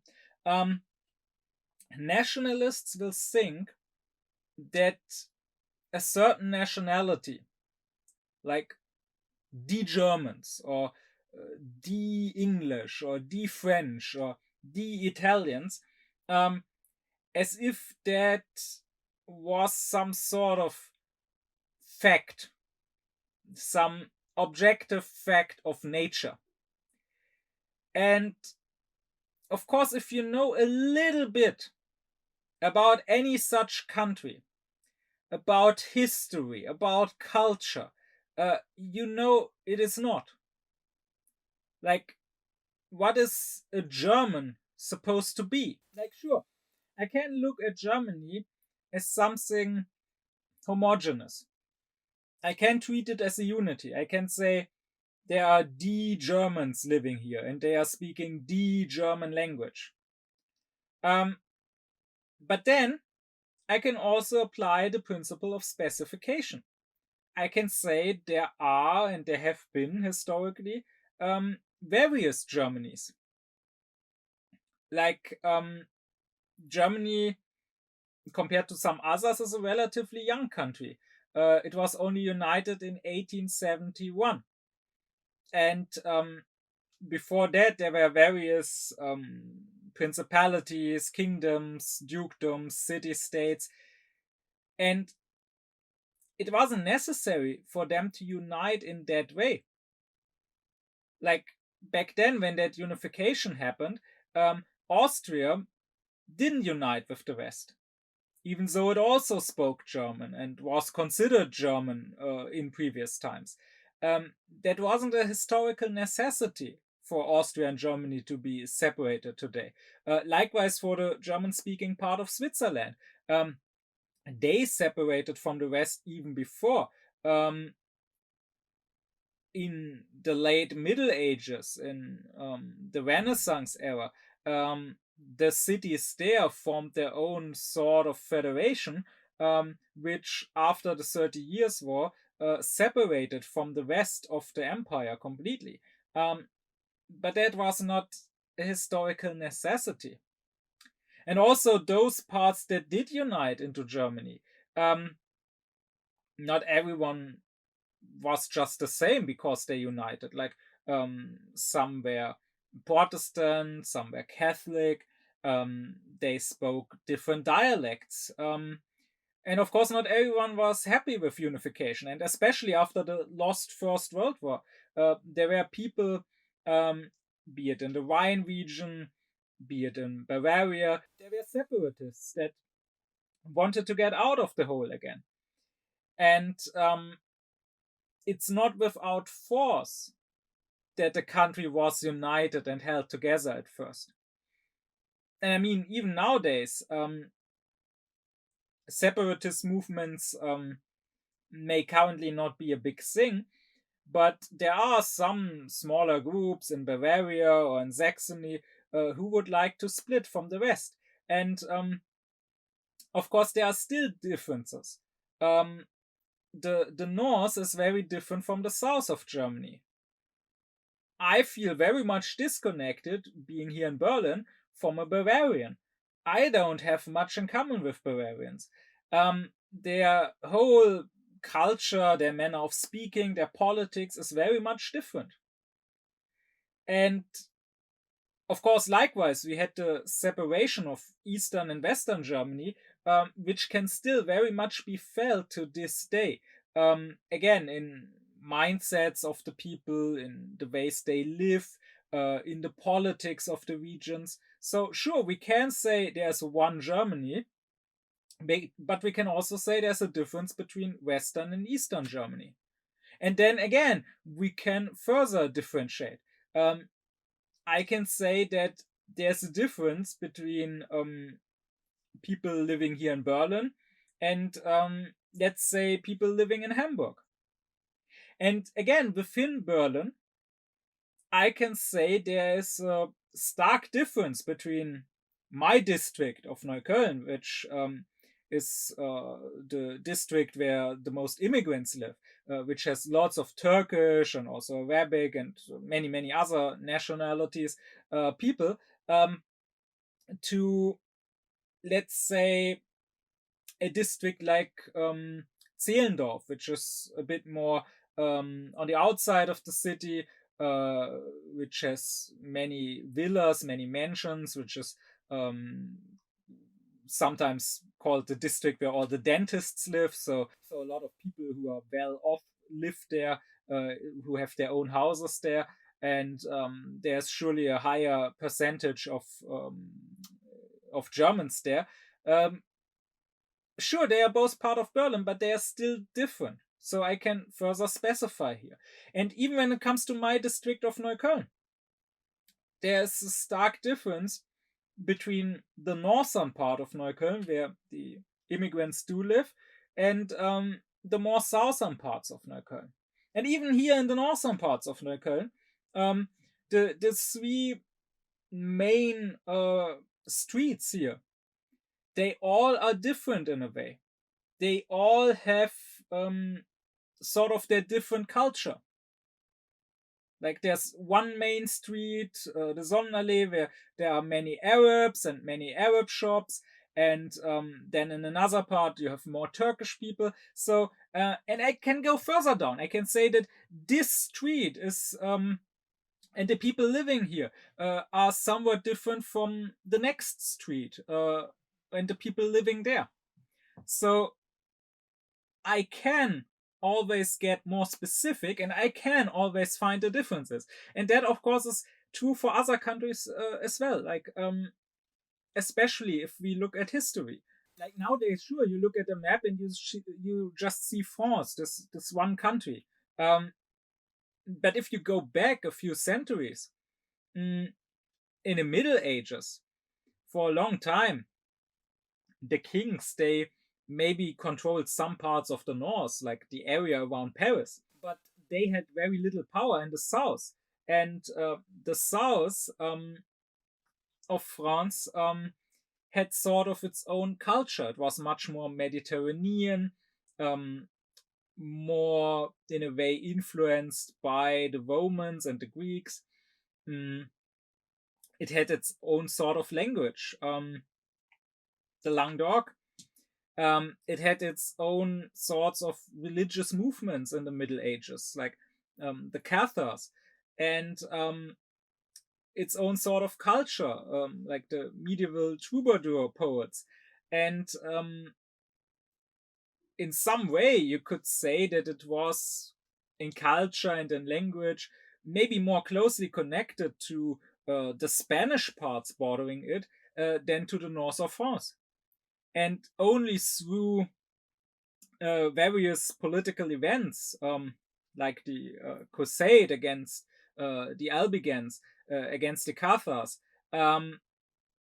did the North the northern culture, the northern language, the French king in the north in Paris gain more influence there and made it part of a larger country, which also, of course, involved some suppression and some force. Or look at Italy. Sure, now it may seem so naturally to treat this as one country, right? It looks like one on the map, and it's bordered by the mountains, by the Alps in the north. Like that seems like almost a natural border. But again, if you consider history, since the end of the Roman Empire till about the middle of the 19th century, Italy had not been unified under one sort of government. In fact, if you look at history after the Roman Empire and also before the Roman Empire, there was always a stark difference between northern Italy and southern Italy. In the south, in antiquity, you had Greek settlers and many Greek cities, many Greek colonies. Then later, after the Western Roman Empire fell, the Byzantine Empire, so the Eastern Roman Empire, still for a time had control over the south of Italy, but not over the north. And then the south for a time was ruled by the Arabs, and the Saracens mixed with the people already living there. And then it was controlled for a time by the Normans. And then the south, so Naples and Sicily, in later times it was under the control of the Spanish crown. And in the middle, of course, you had the papacy separating the south and the north. And then in the north, on the other hand, in older times, you had Etruscans living in the north. Then later, you had Germanic tribes, you had the Langobards moving into the north. Then later in the Middle Ages, in the north, you had various city-states like Florence or Milan, and the north was part of the empire, like of the Holy Roman Empire. It was in that way united with Germany. Now, of course, not very much united. It was still quite separate and quite independent from the rest of the empire. But still, in that way, it was completely different from the south of Italy. And the emperors did try to assert some influence there, or the emperors did pass through there when they went to Rome, each new emperor to be crowned. And then, of course, later in the Renaissance, these cities and these smaller principalities had become pretty much independent from the empire. But now they had their own sort of culture, their own sort of politics. I mean, we talk of the Italian Renaissance, but it is mostly the North Italian Renaissance. It is mostly the Tuscan Renaissance, which then spread throughout the rest of Italy, just like it spread through other parts of Europe. But a lot of what we associate with it come from Florence and Venice and so on, and not from the south of Italy. And even when Italy was unified, I mean, even to this day, there's a stark contrast between north and south. The south being much poorer, the north being richer, and even in more recent days, there have been separatist movements in the north, like the Lega Nord party, which since has abandoned these separatist desires, but still it's a very recent development. The North, and surely there are still people there nowadays who want to split from the South. And the same I could do for Spain, for example, there we still had strong separatist movements in very recent years, or for other countries. My point is that it is really quite arbitrary to say this is one country, this is one unity, one language, one culture, one people. I'm not saying it's completely wrong. Like, surely all Italians do have something in common, and all Germans have something in common if you compare them with one another. But if you don't compare them with one another, if you only look at Germany or Italy in isolation and at its various parts, then you can also go into specification and see lots of differences. And often what is a country or what is multiple countries is sort of a historic coincidence. Like, you can explain that if you go into the history, but it probably wasn't necessary that way. There are some countries like Germany and Austria, or like various Balkan countries, like Bulgaria and Macedonia, let's say, that speak the same language or almost the same language, and it's not hard to envision a different course of history where they could have possibly been one country. And on the other hand, it's not hard to envision a course of history where what is one country today, like the US, if let's say if the Civil War had gone differently, could have become several countries. And not just the law of homogeneity and specification is in place here, but of course also the law of continuity. Like, there are always places, there are always regions that are sort of both. Because of course there's not, even if it looks like that on the map, in reality there's not just a border, a red line drawn on the ground, and all people on this side of the line have one culture and one language, and all people on that side have another culture and another language. But rather, very often, there's a continuity. Like, when you look at border regions like Alsace-Lorraine, for the longest time, Germany and France fought over that, and it went back and forth between them. And only after the Second World War it went finally to France. But of course, it has, to this day, it has German influences. You can hear the names of cities like Strasbourg, which is a German name. And to this day, people in Alsace-Lorraine probably are, while they are French, they are probably more similar to Germans than, let's say, French people in Marseille. Or likewise, where France borders not Germany, but Italy, you have Savoy. Is that Italian? Is that French? Is that its own thing? What about the language there? Where does one language end and another language begin? What is really a language, its own distinct language, and what is a dialect of another language? Like, French and Italian and Spanish, they all come from Latin. And there are no clean-cut borders where people stop, especially if you look into the past. Like, nowadays, the borders are somewhat more clean because over time, after states have come into being, people were more unified, and they learned in school and so on to speak one common language. But if you look at the past, there's not a clear-cut border where you can say here Italian ends and French begins, but rather there's a continuity. There are always middle dialects that are somewhat between French and Italian. Just like you couldn't say in the past, oh, here German ends and Dutch begins, but rather there's a continuity from Dutch into German. In northern Germany, you have dialects that sound more like Dutch than like the average common German. And my point here is that these are things that some people care about very much. These are things that politics are done with, right? What is a country? What is a nation? What isn't? Like, look at Russia's invasion of Ukraine.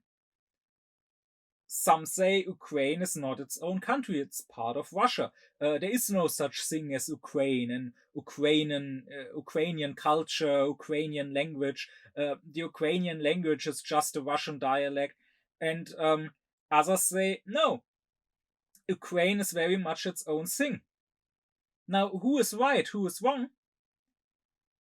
If we talk about objective facts, I mean, what is a nation objectively? We decide how we look at the world. So here it is important to once again be not a materialist but an idealist. We could very much envision another course of history where Russia and Ukraine had been one country, and where we would consider their language just different versions, different dialects of the same language. But now they are two different countries. And in fact, the Russian attempt to force Ukraine to be one country with them probably only pushed Ukraine further away and probably helped very much in fostering its own national identity. But we must realize that both, in a way, are just fictions. Both is true and is not true. And this is, of course, important when it comes to things like nationalism or racism. Like nowadays in Europe, refugees coming from the Arab world or also from Afghanistan or Pakistan or whatever, or from Africa, refugees who often are of Mohammedan faith, they are a big political topic.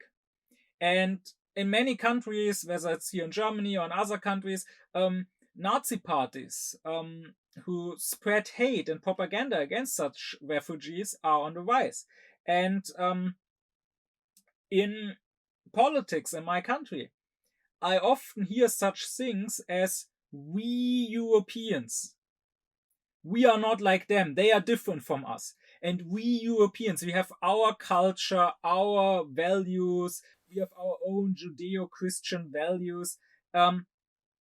So here, homogenity is applied to Europe, and we act as if all of Europe is one. And then on the other hand, we act as if the Mohammedan, the Islamic world, as if all of that is also one. And as if these two regions or cultural spheres or whatever, as if they are different from one another. And of course you can do that. I'm not saying it's completely wrong. For sure, a German or an Italian or a Frenchman, they have certain things in common with each other that they might not have in common with a Turkish person or an Egyptian person or an Iraqi person. And these among themselves may also have certain things in common that they don't have in common with the German or the Frenchman or whatever. I'm not denying that. But on the other hand, you could also further specify this Europe. You don't have to treat Europe as one unity. And in fact, Europeans themselves, both historically but even now, have not treated themselves as one unity, except when they needed to be racist against others. I mean, let's just take this talk of Judeo-Christian values. I mean, how shameless, how dishonest to pretend that there is a common Judeo-Christian culture, a unity between Jews and Christians, and they are so different from the Mohammedans. If anything, this Judeo-Christian unity has only existed for a few decades. Because, I mean, it's not even a century ago when we didn't really consider Jews to be one and the same with us, fellow Europeans with the same values, but rather when we genocided Jews. So, how shameless, how deeply dishonest to now pretend as if for hundreds or thousands of years the Jews and the non-Jews in Europe had lived happily together as one common culture, and now there come these Arabs who are so completely different. When in fact, for centuries, Arabs also lived side by side with Jews, and they didn't treat them worse than the Europeans treated their Jews. In fact, there have been enough instances where they treated theirs better. And Of course, also, apart from this Judeo-Christian bullshit, it's not like there aren't enough differences between Europeans. I mean, what does a Spaniard have in common with a Polish person, or a Swede with someone from Italy? And it's not like Europeans haven't been hating on each other or haven't fought wars with each other. And the same can be said for the Mohammedans. I mean, how much does a Turkish person really have in common with someone from Indonesia? Or even with someone from their neighboring country, from Iraq? Or even with someone from within Turkey who is not Turkish but Kurdish? There are always differences. And on the other hand, sure, I can take Europe, this Judeo-Christian Europe, and on the other hand, the Mohammedan world, and I can treat them as opposites. But nothing would prevent me, if I wanted to, from also applying the principle of homogeneity and treating them as a bigger unity too, as compared to other parts of the world. Because sure, there are differences between Europe and the Arab countries, but then there are differences within them between, let's say, Germany and France, let's say, between Egypt and Syria. But on the other hand, I could also very easily say we are part of one and the same border culture. If I can speak of a Judeo-Christian culture, why can't I speak of a Judeo-Christian Islamic culture? I mean, I could say that we share the same two roots. Those two roots being, on the one hand, Greek culture and philosophy, because not just for the European Middle Ages, but also for the Arab Middle Ages, those were very important, and all their thinking was based on Aristotle and Plato just as much as all our thinking was. And the other root would be Abrahamic religion. Because, of course, Islam is as much Abrahamic as Christianity is. And I could therefore treat all the nations that historically have been influenced by Greek philosophy and by Abrahamic religion as one homogeneous unity and set them apart from, let's say, China. Surely an Arab who also has been historically influenced by the thought of Aristotle, who also follows one God, the God of Abraham and Moses and David and Jesus, surely that Arab has more in common with me than a Chinese person who might be a Buddhist or a Confucianist. And of course, if aliens suddenly invaded us, we would probably find out that all of us, no matter if we have been influenced by the Greeks and by Abrahamic religion, or whether we have been influenced by ancient Chinese or Indians and by Vedic religion, that all of us are human, and as humans form a unity against these invading aliens. So the point is in all of this that we mustn't treat these things as simple facts that are set in stone. We mustn't say, oh, this group is a unity and this group there is different. That is a perspective that we choose to assume. And I'm not saying that it is a completely wrong or completely arbitrary perspective, but I am saying that other perspectives, where this group that we treat as a unity is in fact made up of several groups, or on the other hand, where these two groups that we treat of as being different belong to one and the same larger group, that other such perspectives would be equally correct and equally valid. And an aufklärt person is capable of assuming different perspectives and of having these perspectives and of ruling over these perspectives, as opposed to being their slave and having them rule over him. An aufklärt person will be aware this is a perspective I chose to take, and won't act like this is objective reality and I'm just describing the facts, and everyone who says something else, who has another perspective, just denies reality. But let's turn to the second example I wanted to mention. While the right is obsessed with nation and race and culture, the left is obsessed with gender and sexuality. And of course, the right is also obsessed with it, in that they fight and oppose whatever the left says about it. And you all know the debates about this. You all know how it gets ridiculed by the right when Facebook has, I don't know, 70 genders or whatever it is that you can pick from. And indeed, it is very easy to look up online. There are sites about this. There are whole wikis about this. To look up online all the gender identities or all the sexual identities that people have come up with.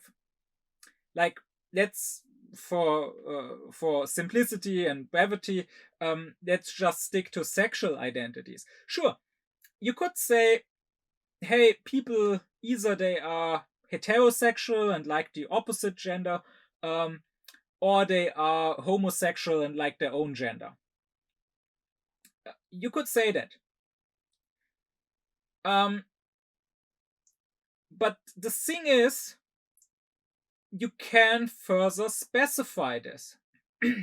Not all heterosexual people or not all homosexual people are the same, because probably no one just likes women or just likes a man, but they probably like certain women or certain men. Sure, you can find two guys who are both attracted to women, and therefore you could say they have the same sexuality, they are both heterosexual. But maybe one of those guys likes women with big breasts and one of those guys likes women with small breasts. So you could also say they have different sexualities. And nothing prevents you from coming up with names for that. From saying one of them is big breast sexual and one of them is small breast sexual. And you can always specify further. Like, you will probably find many guys who like big breasts or who like small breasts. But then within such groups, you could, again, create new subgroups. You could say, oh, there are some guys who like big-breasted women who are small, and there are some guys who like tall, big-breasted women. So again, we have different groups. And you can go further and further down. And I mean, if we are honest, there are probably no two people on Earth who have the exact same sexuality, who find the exact same people equally attractive or equally unattractive. So in a way, sure, you can say there are only two sexualities, there are only hetero or homosexual people. But in another way, it would be equally valid to say you have about 8 billion sexualities, because everyone has his own sexuality.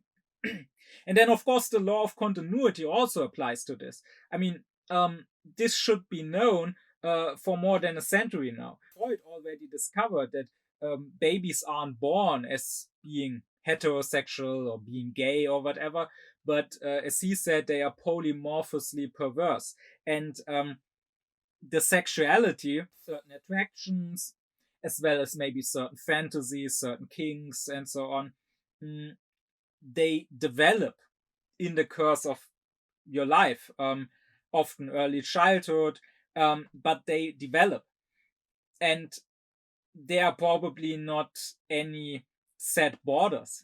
I mean, many people who maybe later in life identify as heterosexual and only go after people of the opposing gender, maybe in their youth they had some sort of homosexual experience with a friend.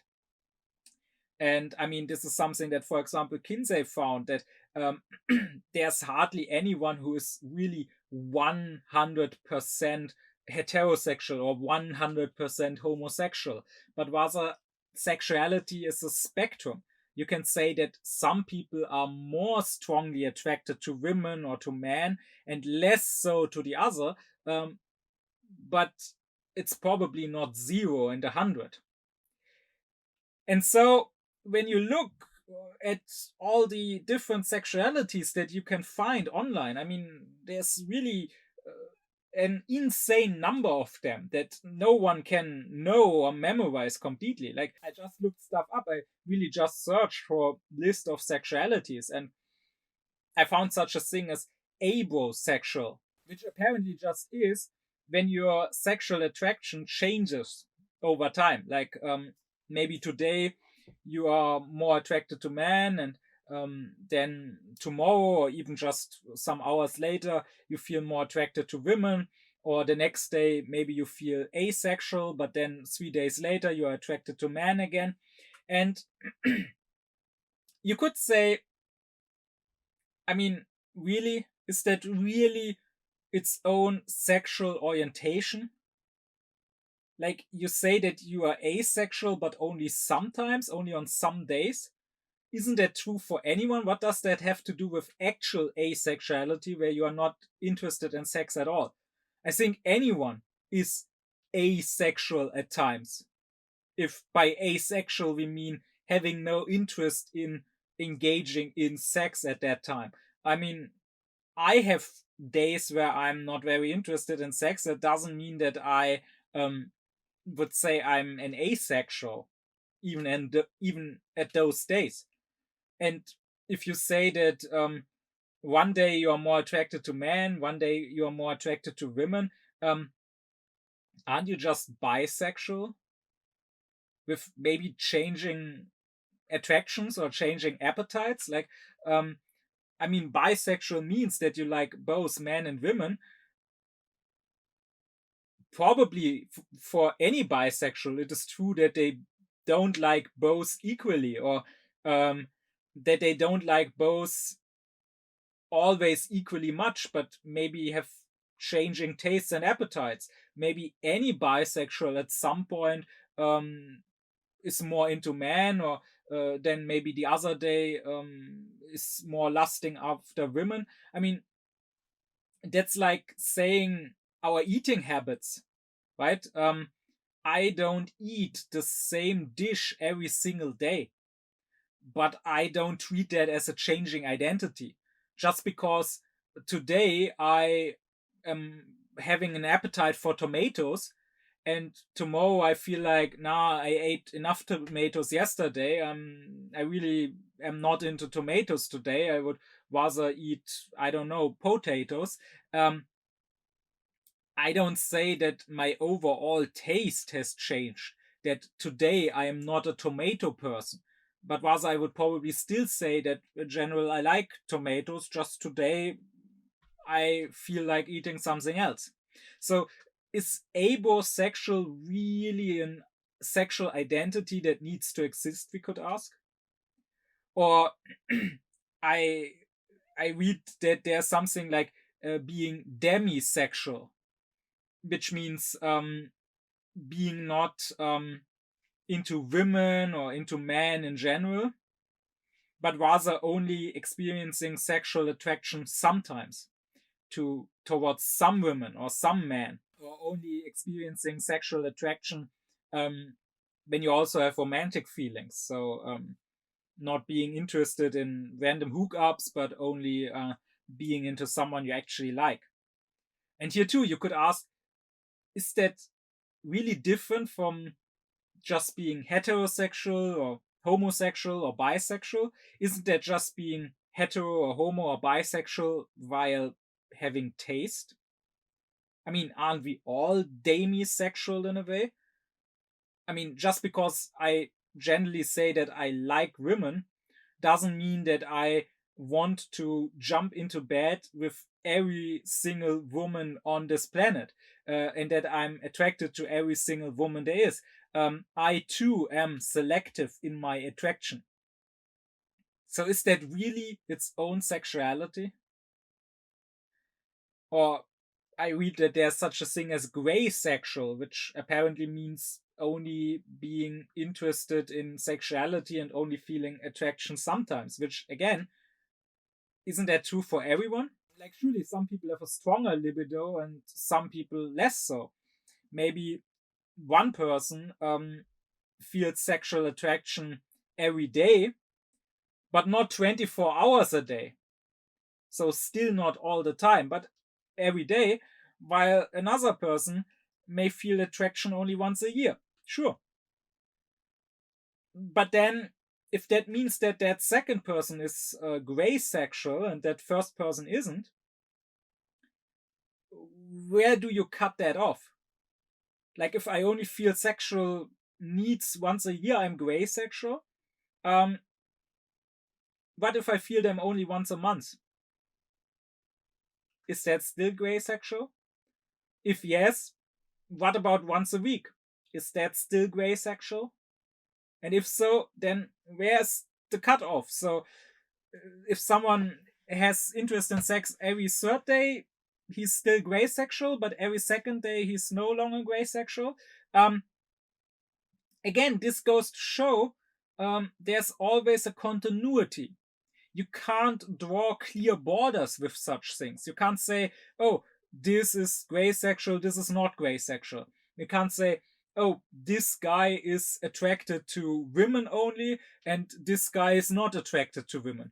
Maybe the guy who's attracted to women secretly has some small attraction to men.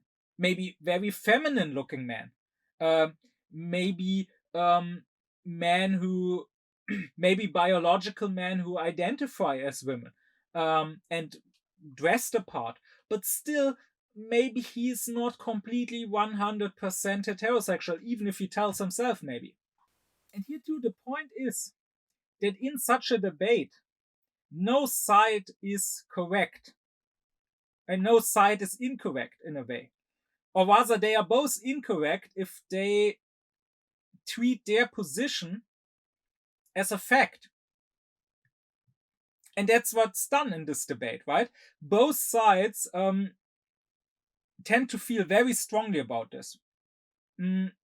Like, you have people coming up with their own sort of sexual or also gender identity that is so specific, so impossibly specific that there are maybe 3 people on Earth who fit this identity. Like, maybe you are saying, I only like biological females who identify as male and who have green hair and pink colored nails, and I only like them on Tuesdays, and this is my sexual identity. And now you give that its own name, its Latin or Greek name, and now you come up with its own flag. All these sexual identities have their own flags. You come up with this own flag for your sexual identity.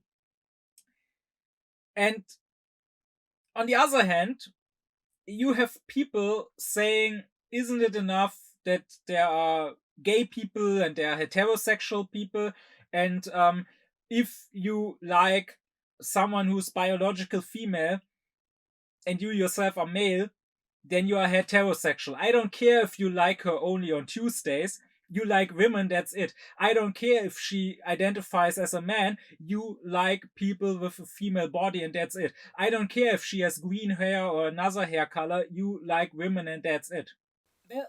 Both are positions you can take. There is no one position that is right and one that is incorrect here. Because, again, these terms, these sexual or these gender identities, they are not just descriptions of an objective reality existing independently of us. There are no such things as abosexuals or gray sexuals. But then there are no such things as heterosexuals or homosexuals either. I mean, that too is an arbitrary division.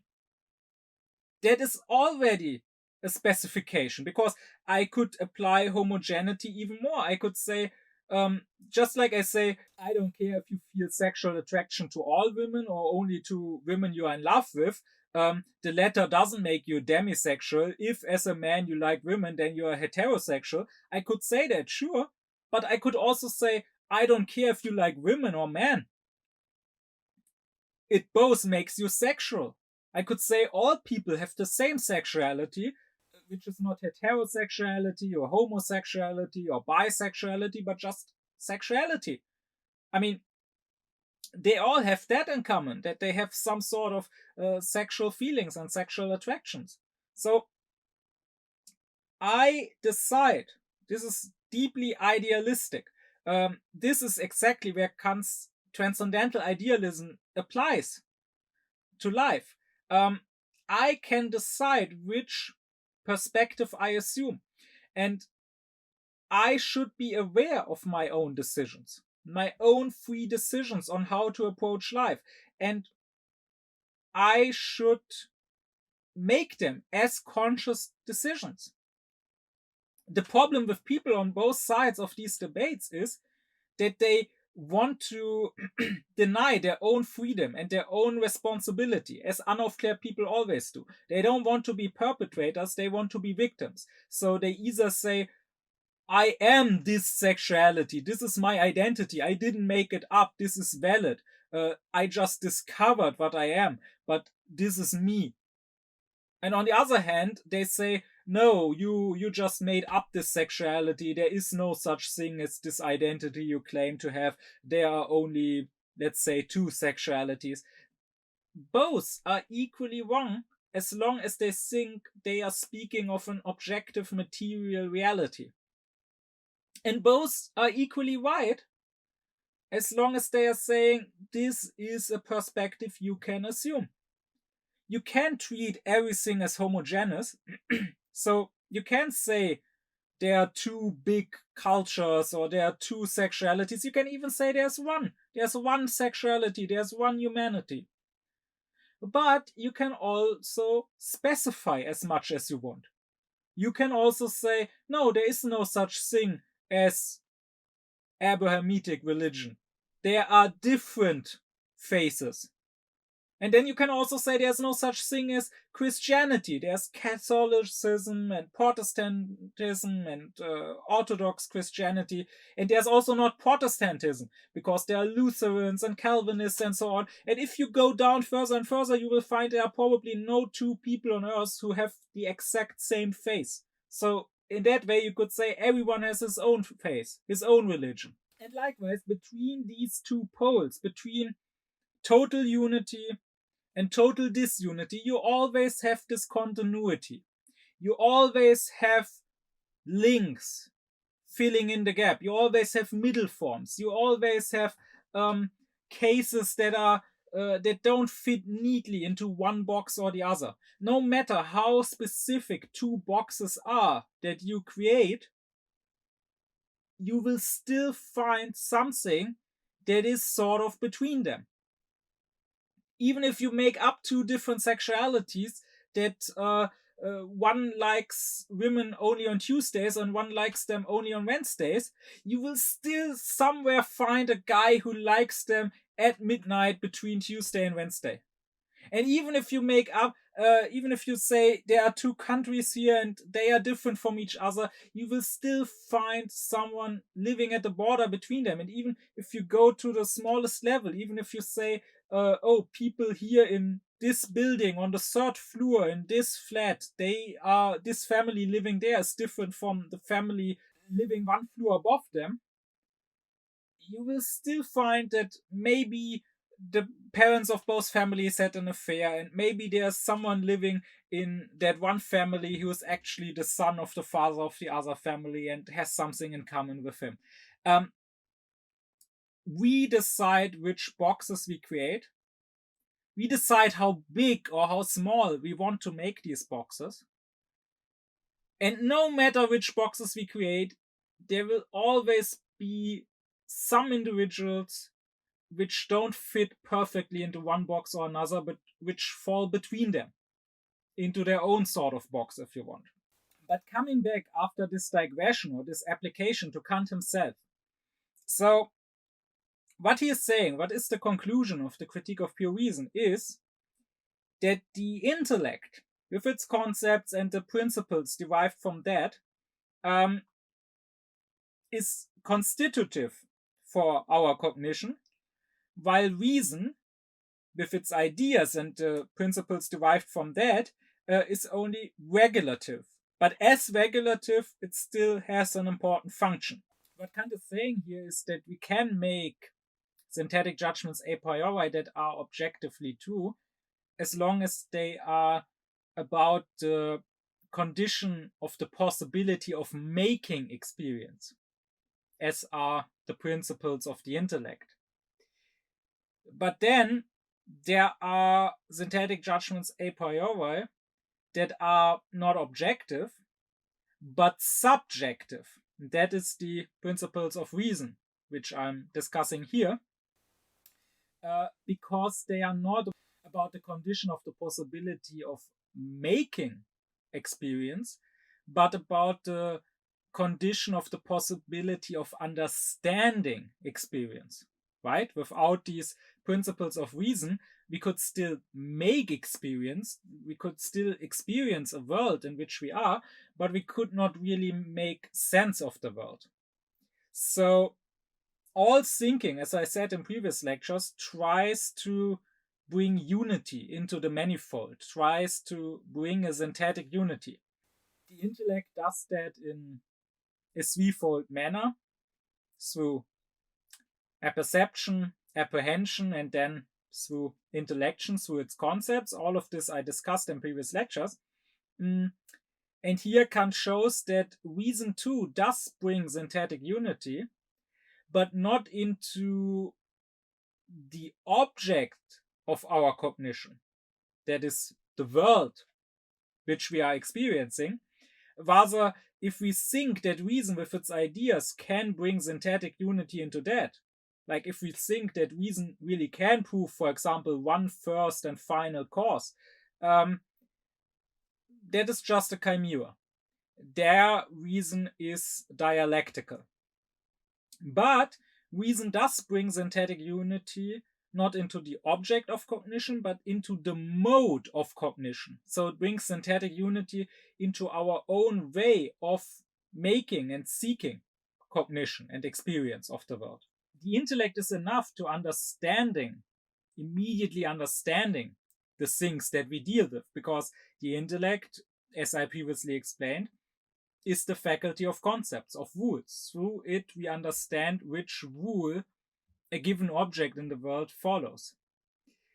And reason is not needed for understanding the world as such, but reason has a heuristic function, Kant says, because it doesn't teach us about the attributes of things, about the way things are, but it teaches us about the way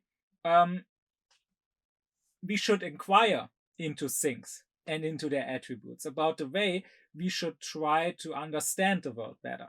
It is a transcendent and therefore wrong and dialectical use of our reason to use these ideas, like the idea of God, for example, to go beyond experience, to think that we can prove that there really is a God who is the first and one cause of everything.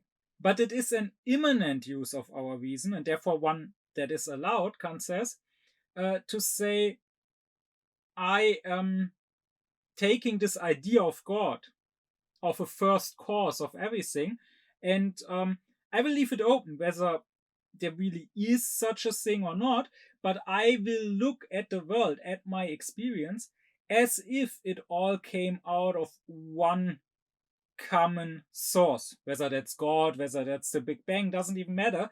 But I will try, when examining the world, when making inquiry, when doing natural science, I will try to go back to this first source.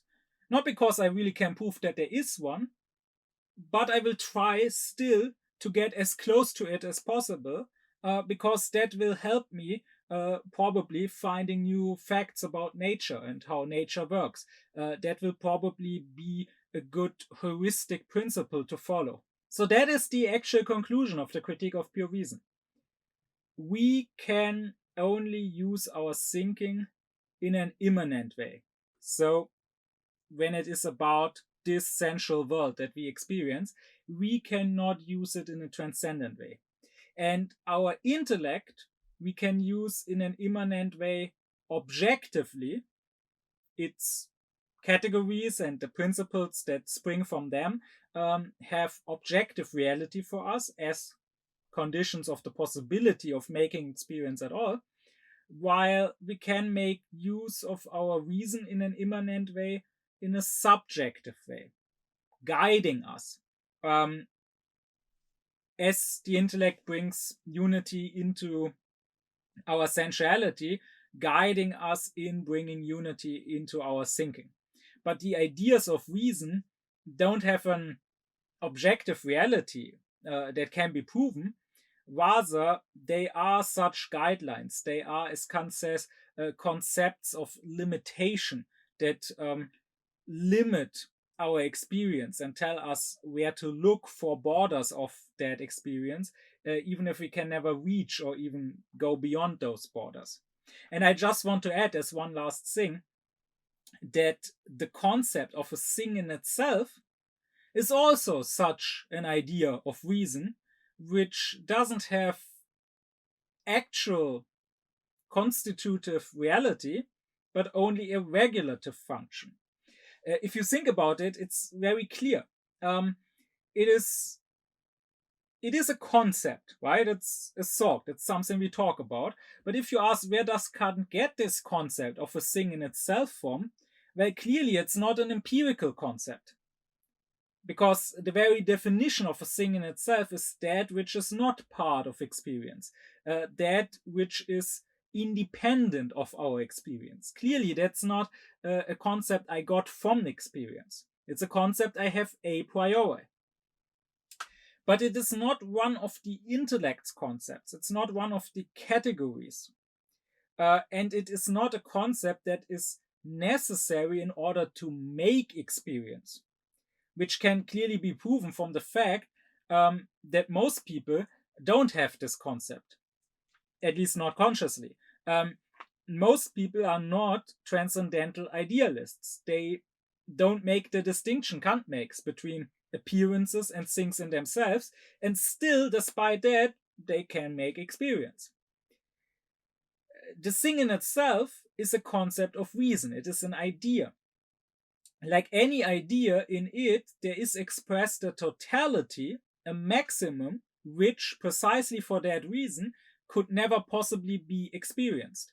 It is the idea of a maximum of objectivity, so to say. Something that is completely independent of the subject which views that object, which is pure object, which exists not for us, not for some subject, but only for itself, which goes completely beyond experience. And again, exactly for that reason, like any maximum, like any idea, it couldn't possibly be experienced. So clearly, the thing in itself is an idea. And like the other ideas, Kant says, we cannot prove that it really exists. That would be, if we try to do that, then again, we would make a transcendent use of our reason. We would try to go beyond the appearances, beyond the sensual world, and to prove that something supersensual really exists.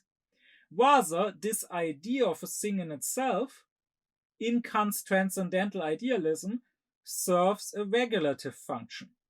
It serves the function of reminding us that these things that do appear to us are just that. They are appearances and not things in themselves. So we mustn't treat them as such, because if we do, we make errors. Then our reason again becomes dialectical. but rather we must be mindful of the fact that they are only for us, that they are only our representations and our consciousness, and that nothing that ever could be in my consciousness could ever be more than a representation, could ever be a thing in itself. That is the function that this idea serves. Once again, it's a heuristic function, and all ideas have such a regulative function. They regulate, they guide, if we understand them correctly and use them correctly,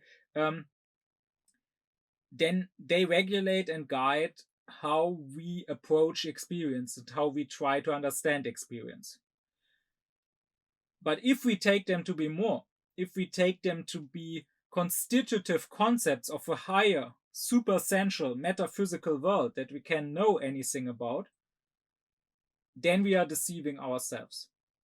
That is the result of Kant's critical inquiry. And with that, I'm closing off my talking of the critique of pure reason and of what Kant has to say about theoretical philosophy. And I want in the next weeks to turn to the second faculty of our mind, that is the faculty of pleasure and displeasure, and what Kant says about this faculty, and more specifically, what he says in the critique of the power of judgment about the beautiful and the sublime as special kinds of pleasurable feelings. My deep thanks be to my supporters, Thomas Deuringer, Gernot Klaufen, Benjamin Lehning, Oblomov, Ökobong, Samet Özkilic, Elif Özün, Yasin Özün, Christos Pei, Alexander Reuter, Lisa Rinner, as well as to all others who support me and my aufkläring cause.